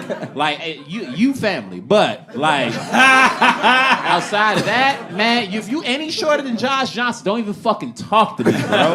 Don't talk to me. If you have children that ain't, like, taller than you, don't have them talk to me. Stay the fuck away from me. Could I ask what the logic no, behind you the can't butch- say no? shit, white man. No. Okay. Now, I do feel blessed to be the line. yeah, man. Oh, so he can talk. Okay. That's all right. No, Now that's you fine. get the picture. Okay.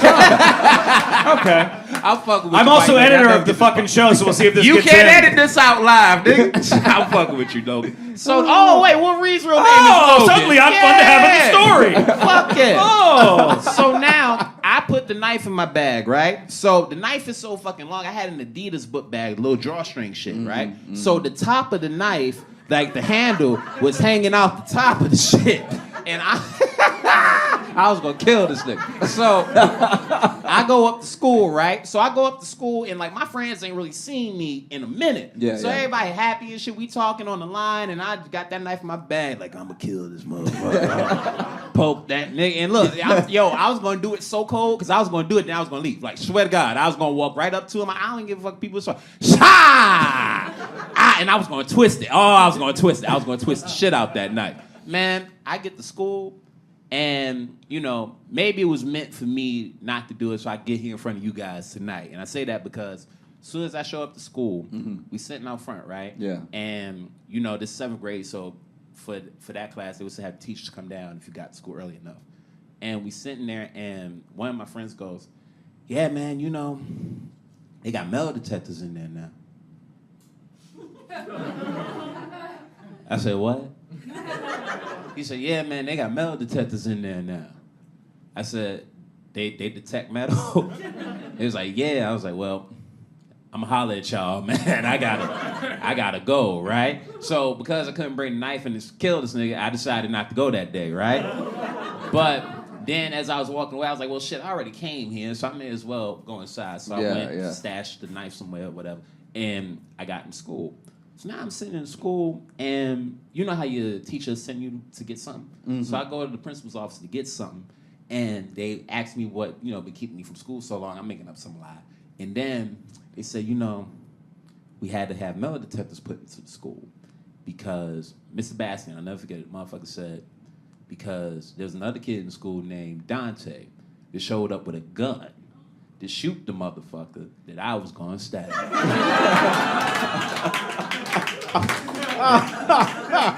I was going to put that little motherfucker in dirt, boy. But thankfully, none of that happened, and I get to be here with y'all. Yeah. So that's one of my stories. Give it up for Nico.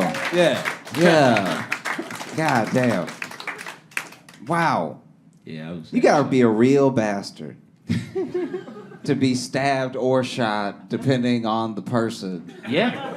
That's somebody who, especially since you said he was short, Yeah. it's like a classic bully, too. Because you know those bullies that are short, but then they got two big friends? Mm-hmm. Yeah! But then you wonder why the big friends are listening to them. You're like, you're big enough to kill him. Napoleon, bro. Yeah. It also shows his ability to multitask because he bullied two kids enough for them to want to murder him the same day. Yeah. So that means he was really equally fucking with these two kids that they were just like, today's the day in unison. Like that means that he didn't learn shit. There was no time to learn in between all this bullying. Yo, he ain't no math, he ain't no nothing, he ain't know where his dad was. It was hard for him, man. And the little nigga thought he was a preacher too, because you remember this is like 06, right? So this is or it's 2005 going into 06. So this is when June 6, 06 was the thing. And I guess his grandmother or something went to church a lot. This nigga was in the classroom, and the trumpets are gonna blaze. And then the last thing we gonna see, he was doing sermons and shit. And I'm like, but you're the devil himself, bro. Yeah. Sit the fuck down and stop scaring me in this fucking class. It's always the kid like least likely to go to heaven.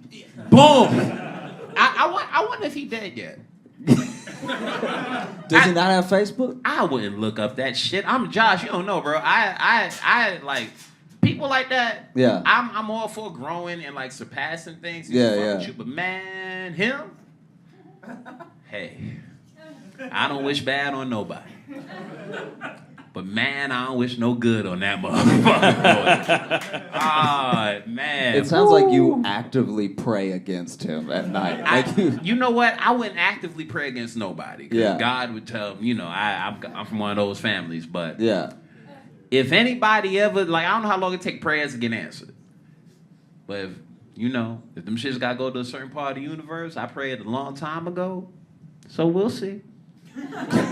We'll see what happened in the next couple years. That motherfucker get into a car accident and it combust. That was all me. He passed on some X-Men shit. That was all me. I love when our podcast becomes evidence. Yeah. Always makes me happy knowing that this will be feel played like in front he's of a court. towing the line, though.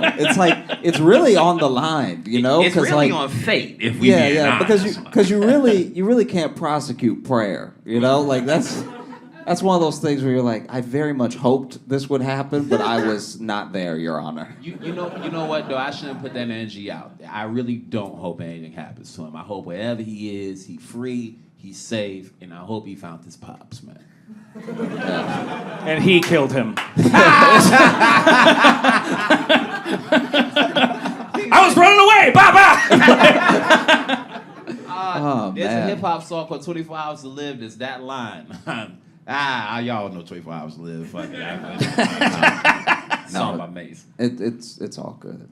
Mace is probably the crossover between this demographic and Mace is probably pretty slim. Swinging them and hitting them. Yeah. The Venn diagram is barely a line laying over.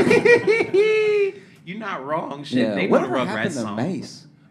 Is he all right? He's all right. He just put out this song against Diddy recently. Recently, okay. So if you don't Against know, Diddy recently? yeah, this Huh. which is Didn't Diddy's life go against Diddy enough? Like, yeah. I don't really get Mace's whole thing is that way back in the day, Diddy had all of his publishing, and so he gave him like 10% of his own publishing, but he also had the master. So then Mace made almost no money off of all of his music, which was selling worldwide. So he has basically the same gripe as any other artist. quick survey: who's picturing Mace Windu right now from Star Wars? I just wanted to check. See a couple of knowing smiles. Okay, Yeah. just wanted to see who If was. you don't know who the rapper Mace is, just imagine any barber. Like he, Yo, fuck off, nigga. Mace has one of the least recognizable faces I've ever seen in my entire life. Nah, bro, I'm from Harlem. I can't let you do that, man. Hell no. Mace look like every nigga that in the '90s, like you could tell wasn't the fighter, but wasn't the super corny dude. Looked like Mace, man. Yeah, They yeah. had something way too shiny, fucking waves in their hair. Yeah. And they'd fuck your girl on occasion. Like that's Mace. That grimy dude that when he gets caught, he moves away. Yeah. He left Harlem because of that shit. Yeah. Supposedly, I was like 3 years old. Fuck do I know? But yeah, so he's very upset with Diddy, and then he finally made a bunch of money. I had to be doing something else, like had to be doing something not rapping, and then offered Diddy to buy all of his artistic license to like all of his work back, like all the intellectual property, and then Diddy said no. And then now, and that was like last year, and he did this whole tweet about it, explaining everything and how the record contract that he signed was horrible and exploitive. And then this year, in the music industry? yeah, like What? Like I can't think. If you need any insight on Mace's career, the lateness with which he has done this is like kind of indicative of his music as well. Like it's like he is using a time machine wrong, you know? Like he's like, I gotta go into the future to warn them. It's like, oh no, that's not how it works. You're supposed to go back and all right. Family, thank y'all so much for letting me spend some time with Thank you, you, Josh. Josh. Here you go, Pleasure. Yeah, thank you Thanks so much. much. Make some noise for Nico White, please. Make some noise for your host. Thank you, man. Thank you. Yeah, it's. You want to scoot over a little bit so now we're just not weirdly just you and me over here? Man, I can scoot over a touch. There we go. This week has been a bit wild for me because Oh, now I'm far from my drink. I Did have it to to be very yourself. careful with this table. how full is it? Oh, okay. The week has been wild because I don't know if anybody else saw this, but Uber Pool is back. It's called Uber Share now. It's under a different banner. It's called Uber Share because, like I was saying before, with the evil of a corporate mind, they have brought back Uber Pool. But back in the day, Uber Pool used to just let you have the price for the pool, and then if no one else hopped in the pool, you would just get that price because you were willing to be taken out of your way.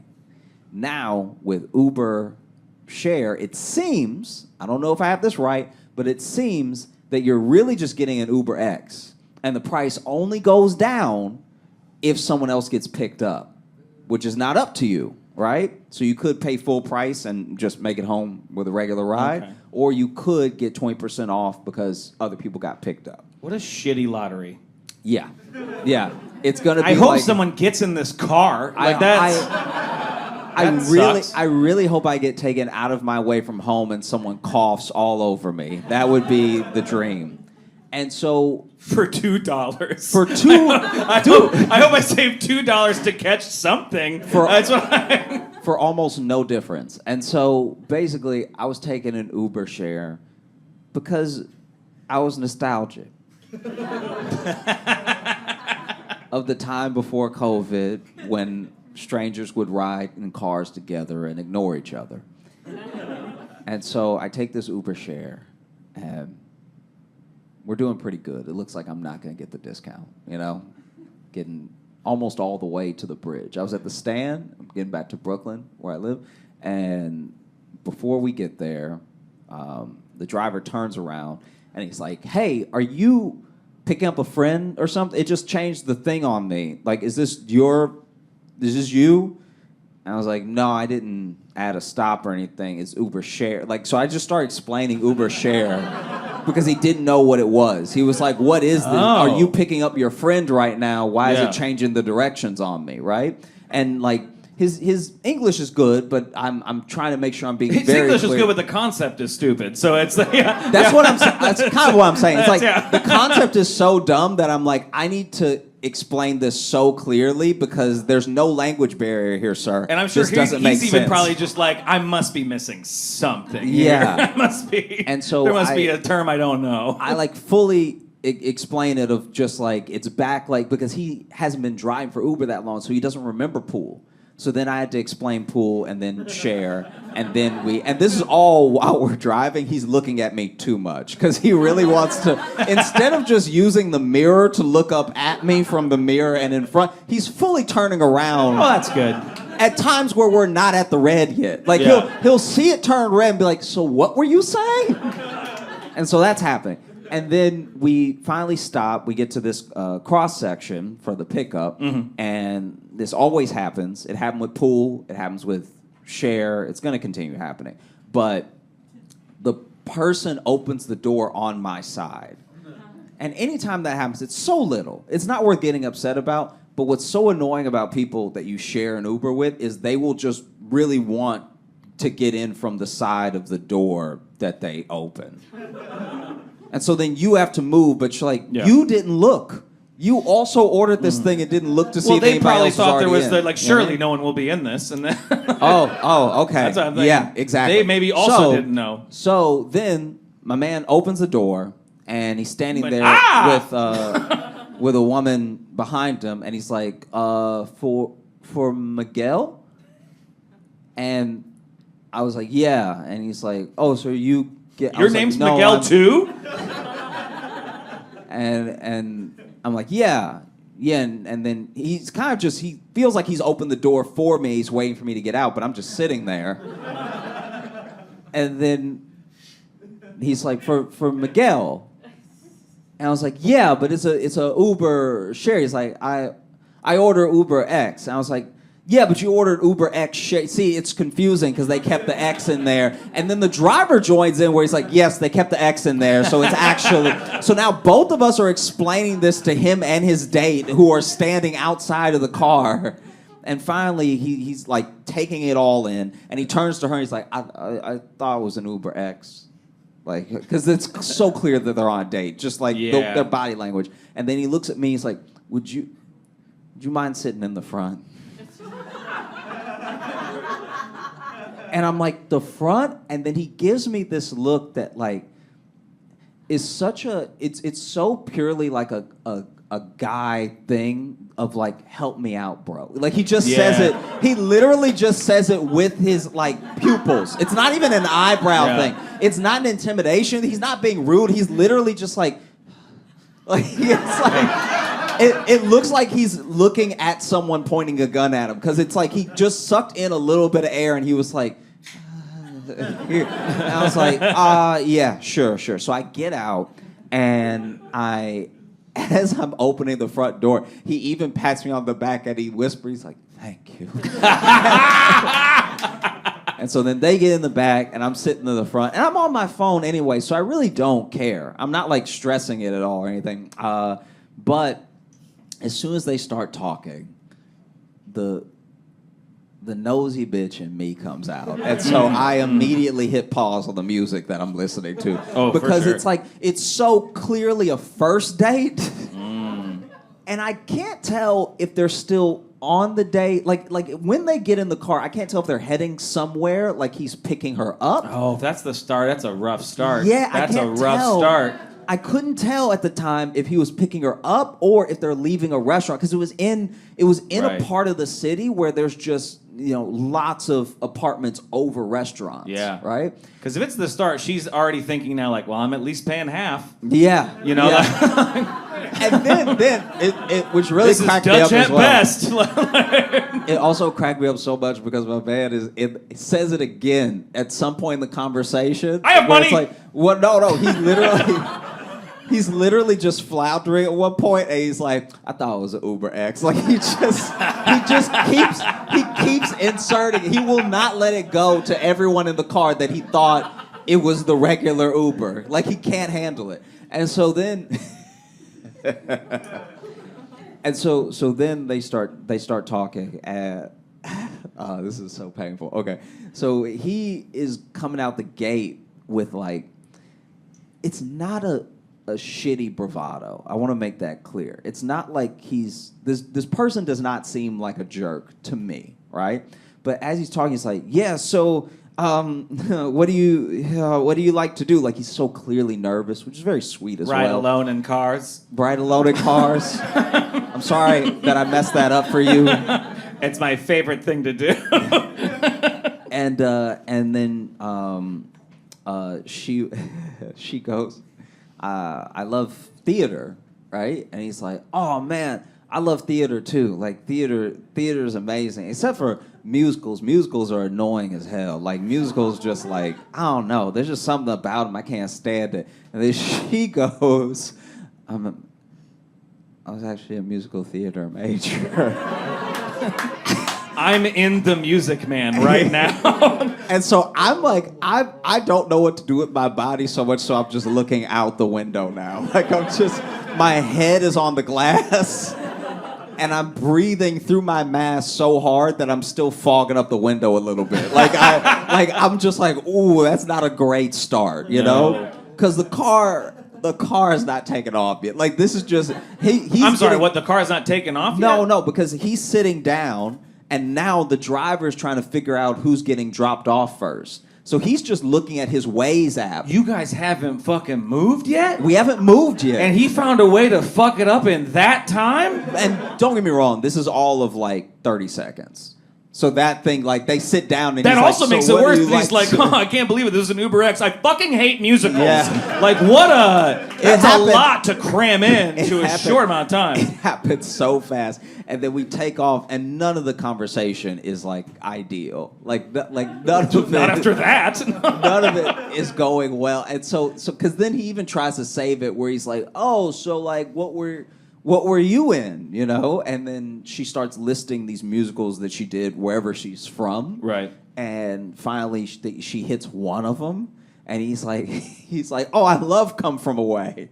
And it's like, it's too late, bro. Like it's, yeah, you're not saving it now. And then they kind of like move on from that. And there's a couple of like pauses. And anytime there's a pause, I just get back on my phone. Like, it's not that interesting, you know. But then he'll say something like out of a pause, he'll be like, "So you have like a favorite food or anything? Like, what do you really like?" What a great question to ask on a date. And this always has places to go. And this yeah is how I know where their like, date is at. Yeah. Because he's like, "So what was your favorite, like your favorite food and everything?" And she's like, "Peruvian. I told you that at the Peruvian restaurant."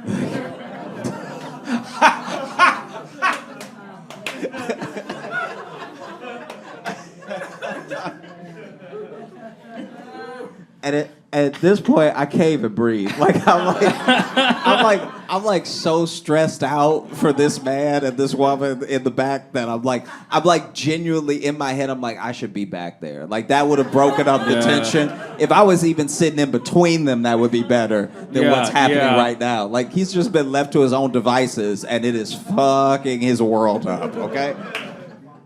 And so it's so bad. It's so bad that the driver starts turning up the music so that nobody can talk. Like,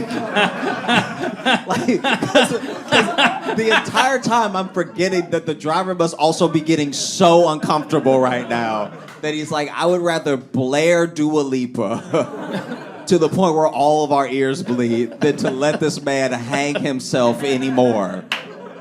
This is horrible. And the music's playing for like maybe 3 songs. Yeah. And then out of nowhere, he's kind of like, hey, could you turn it down? To which I'm sure everyone in the car in their head was like, don't make us do this. Come on, man. And then he's, You got show tunes? Yeah.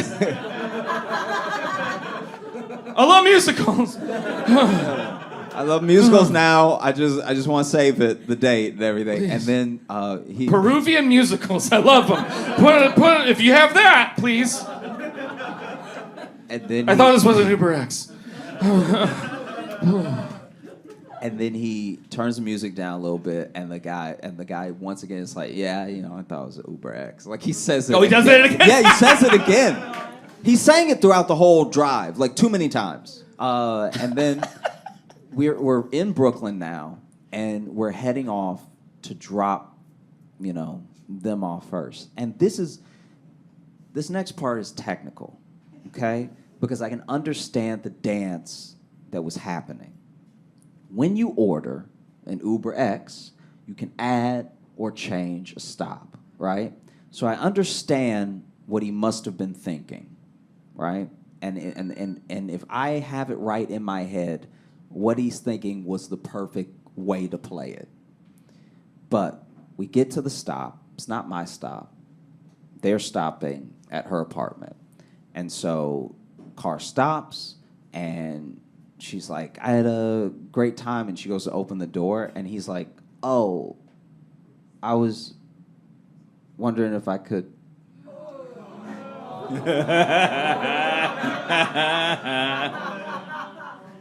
If I could, come up, we hang out a little bit more. And then she goes, oh, I had a great time and everything, but Can I be honest? You looking at me and saying this feels like you're breaking up with me. Yeah. And it's palpable enough that like this situation sucks. It's so painful, and me and the driver made eye contact.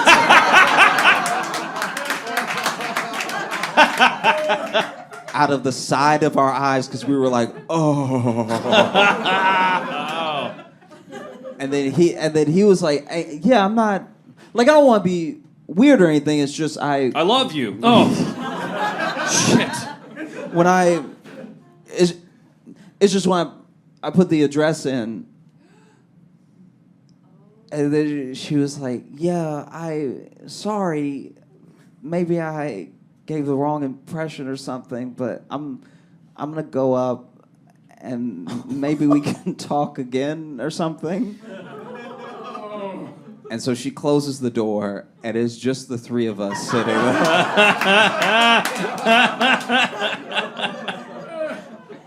And so he's like, he looks at me. He's like, thanks for sitting up front, man. Like, and I was like, oh yeah. I mean, I really was trying to make it better. Like in the moment, I was trying to keep it light, because this person is clearly devastated, and that's very embarrassing. Because he made some missteps, but once again, he did not seem like a douchey asshole, right? And so I was like, I just as a joke, I was like, yeah, I mean, if only you could come home with me, you know what I mean? Like.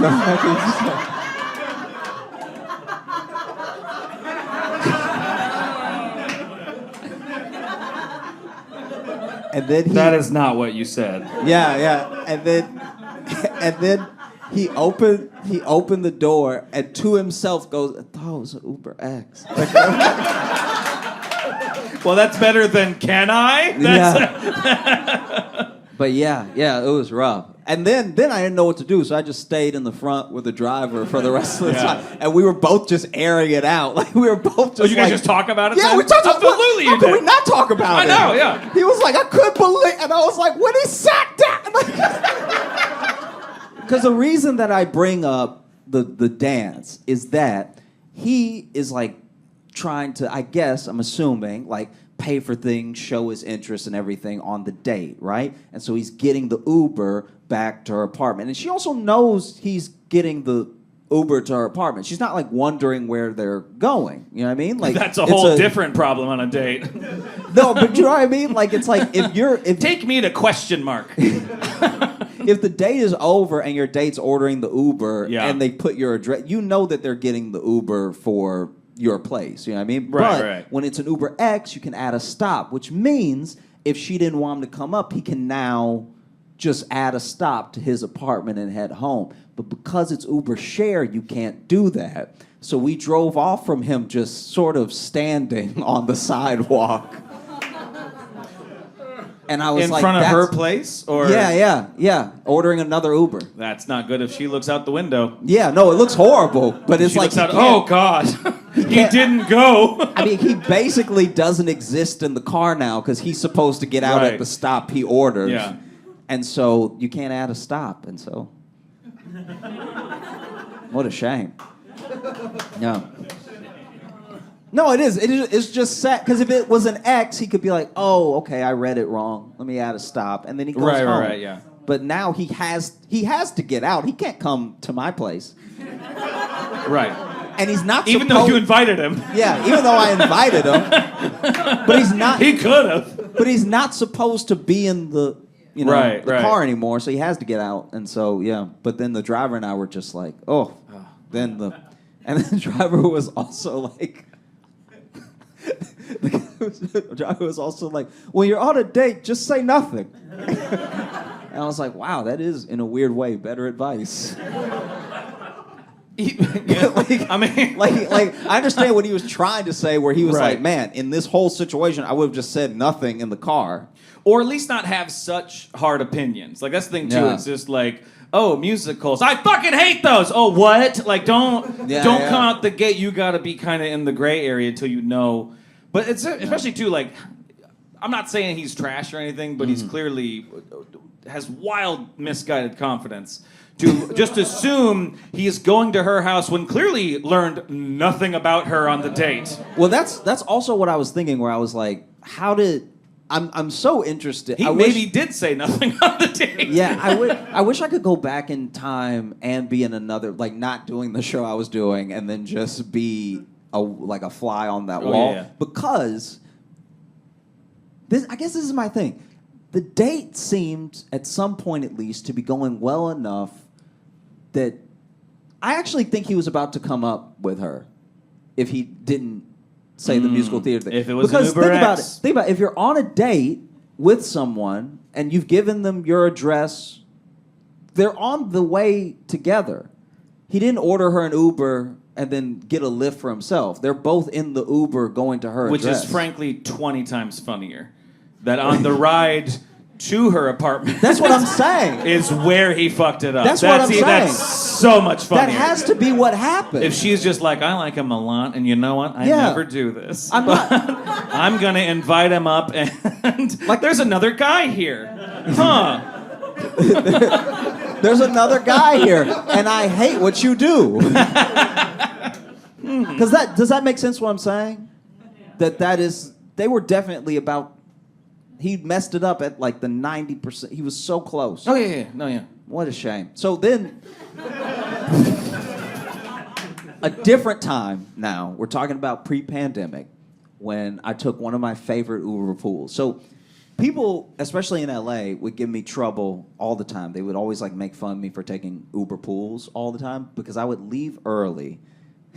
I would leave early just to take the pool, just to have the padding, instead of just getting an Uber, right? Right. And I don't know. I just usually did it to like have experiences and meet people and stuff. Yeah, that's a weird thing about you.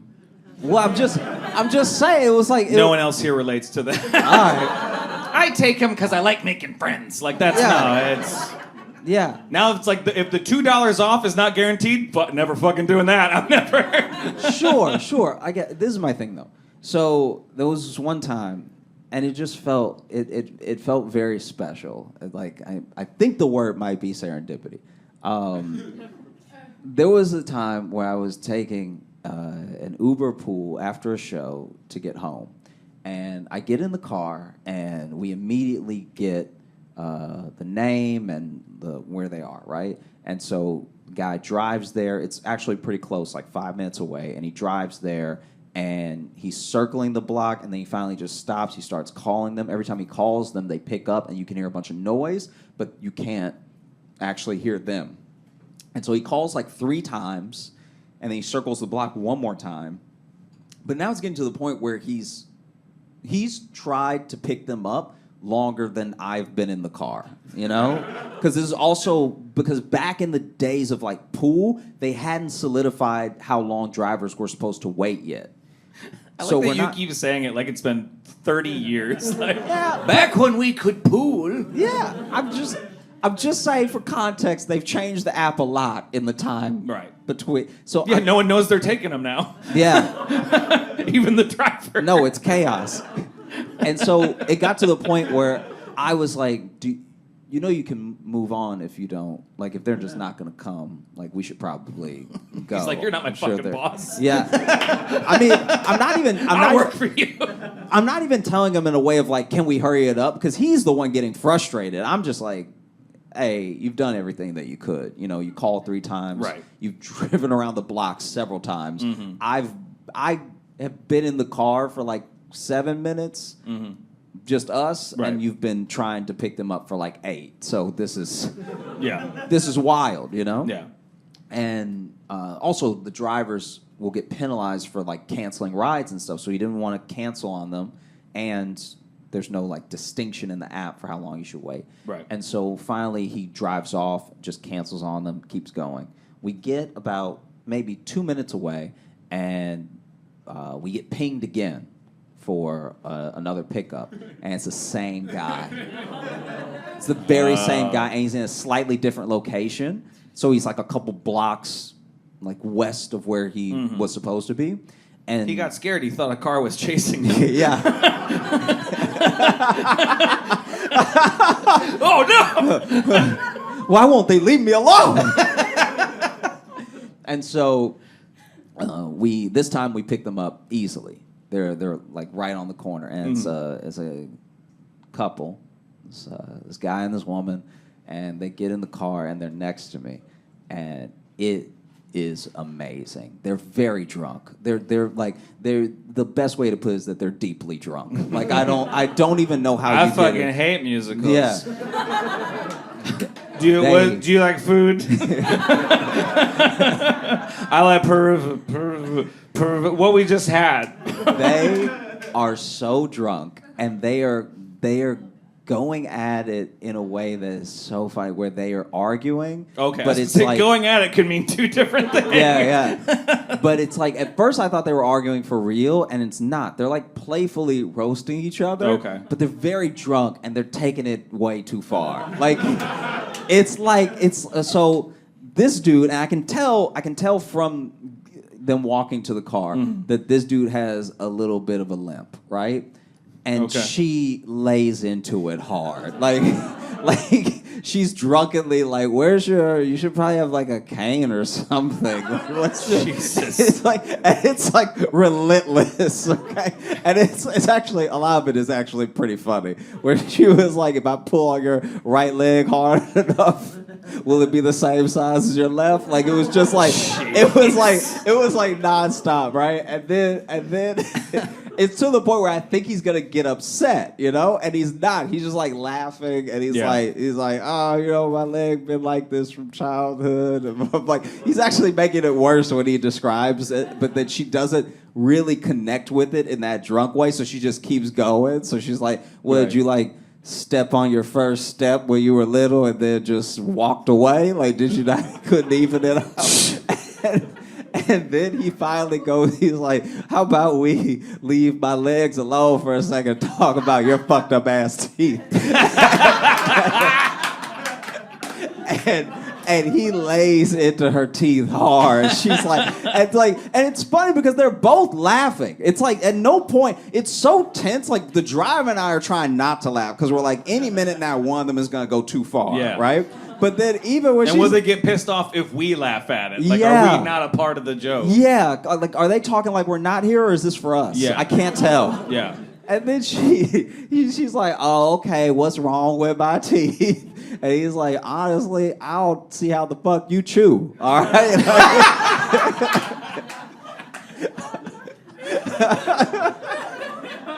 I made you a sandwich yesterday. Your bite mark looked like a boot print.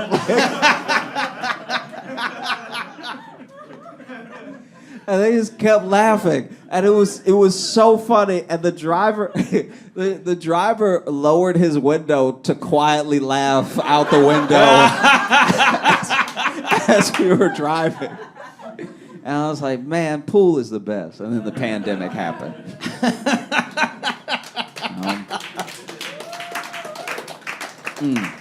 So we've only got a little bit of time left, but should we open up the mailbag quick? Yeah, they like it. There we go. All right, so I definitely want to at least get this one in here because this one is from Ray, who I believe is here. Ray, you here? Here. Okay. Hey. Okay. There we go. I was about to be like, well, I hope he fucking bought a ticket. I hope he's at least missing out. No. Hi, Ray. How you doing?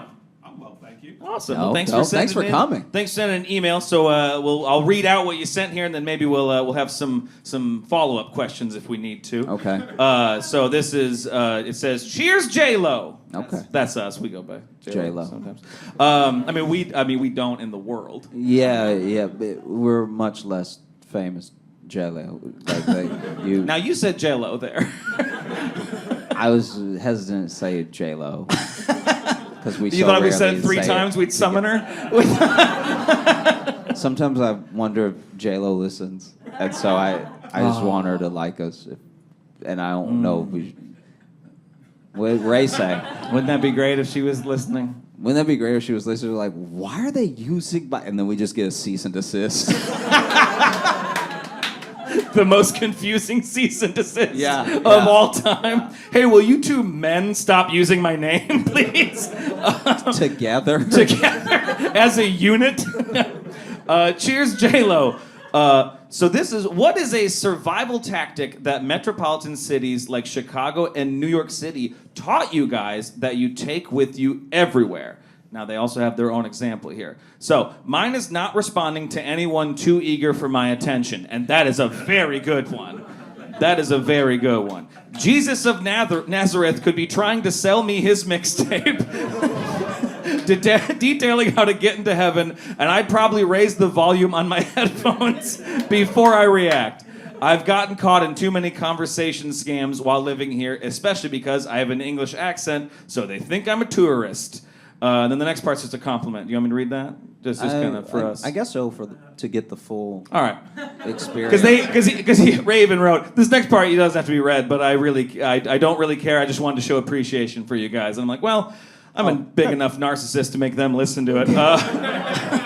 Just wanted to take a moment to say I genuinely appreciate the work you guys do. I subscribe to the Patreon and listen weekly because of the genuine authenticity you guys have just talking about life and Josh's addiction to living a cartoon lifestyle. I like the concept that you're addicted to it. Yeah. Like you can't get enough of it. Like if I was just I'm trying to just stay inside. If I was at home reading a book and then I know where I'm like, nah, I need a fix. I'm gonna go slip on some shit. Your shows help me through bad times and make the good times even better. Just a reminder that what you do has a positive and powerful impact, and both of you are appreciated by myself and by many others. I wish you guys all the success and happiness you desire. Thank you so much, Ray. Thank you so We much, appreciate Ray. that. Thank you. Thank you. That is a great question, though. What is a survival tactic you take with you other places? As far as Ray, I can't see you. Are you black? Yes. Okay. All right. So this is for us. So I'll go. I found that in the city, when you're walking the city, this is already piggybacking off what you do, but I found that there's a different type of interaction you're about to have by how many times the person trying to get your attention calls you brother. Okay? First brother is just another black guy, right? Hey, brother, need something. What's the time? Whatever, right? Hey, brother, that is a little bit more precarious. Like that one, you might want to just turn up the volume like you do. Hey, brother, that is where you run. That is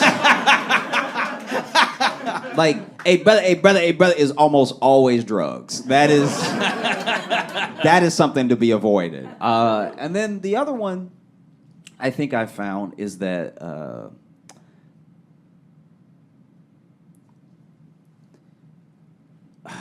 you should always like turn your Wi-Fi off if you're underground, because when it's fighting to find a connection, it's draining your battery.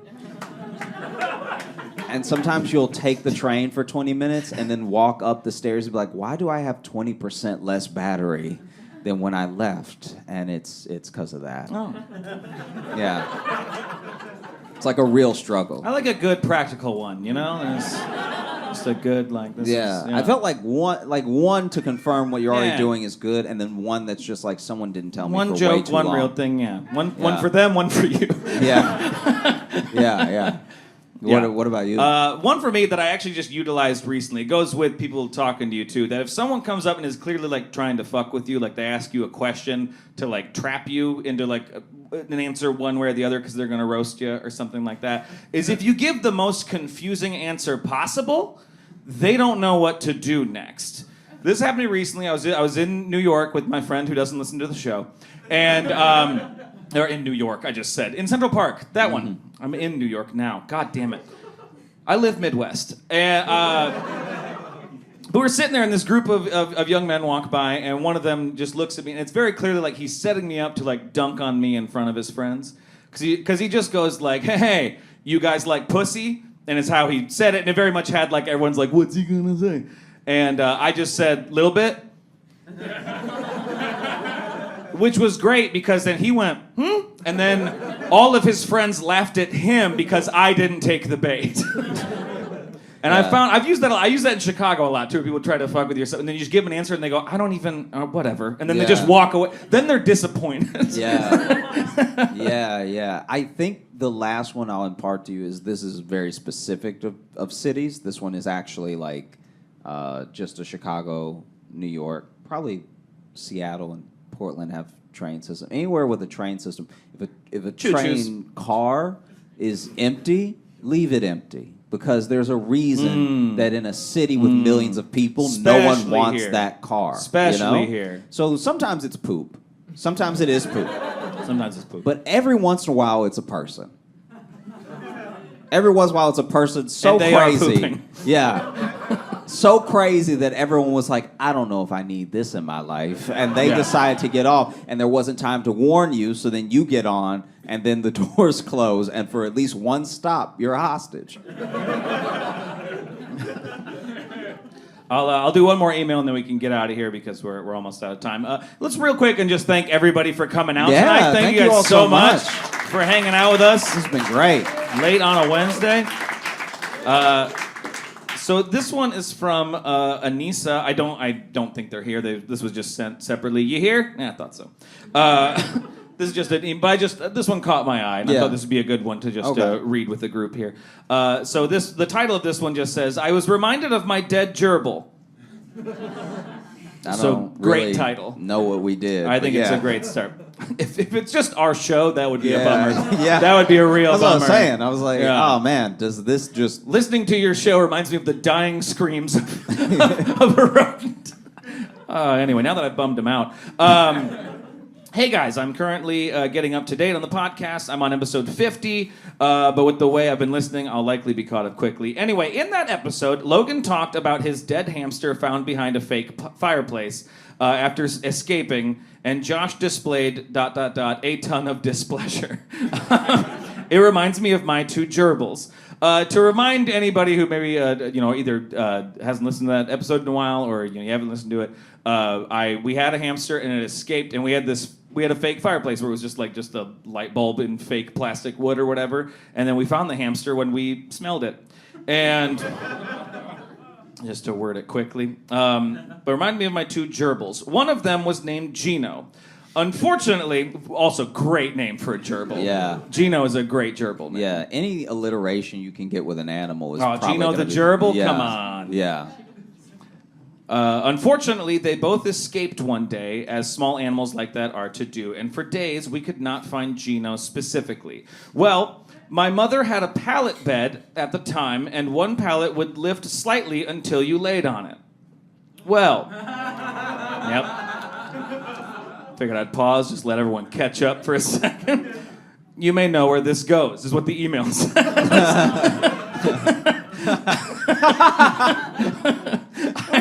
I was looking for Gino. Wait, it would be amazing if in the email is also pause for groans. I was looking for Gino still and sat on her bed. When I did, I heard squeak crunch. Pause for groans. I knew what happened immediately and didn't have the heart to check. My poor mother had to retrieve Gino's crushed little body. Now, this next part is just a quick little aside. Not as traumatizing for me as watching my guinea pig run into a table leg and die. And that's all they gave us for that one. Which is clearly a much wilder story. That this guinea pig was just like, bam, nope, and like, that's...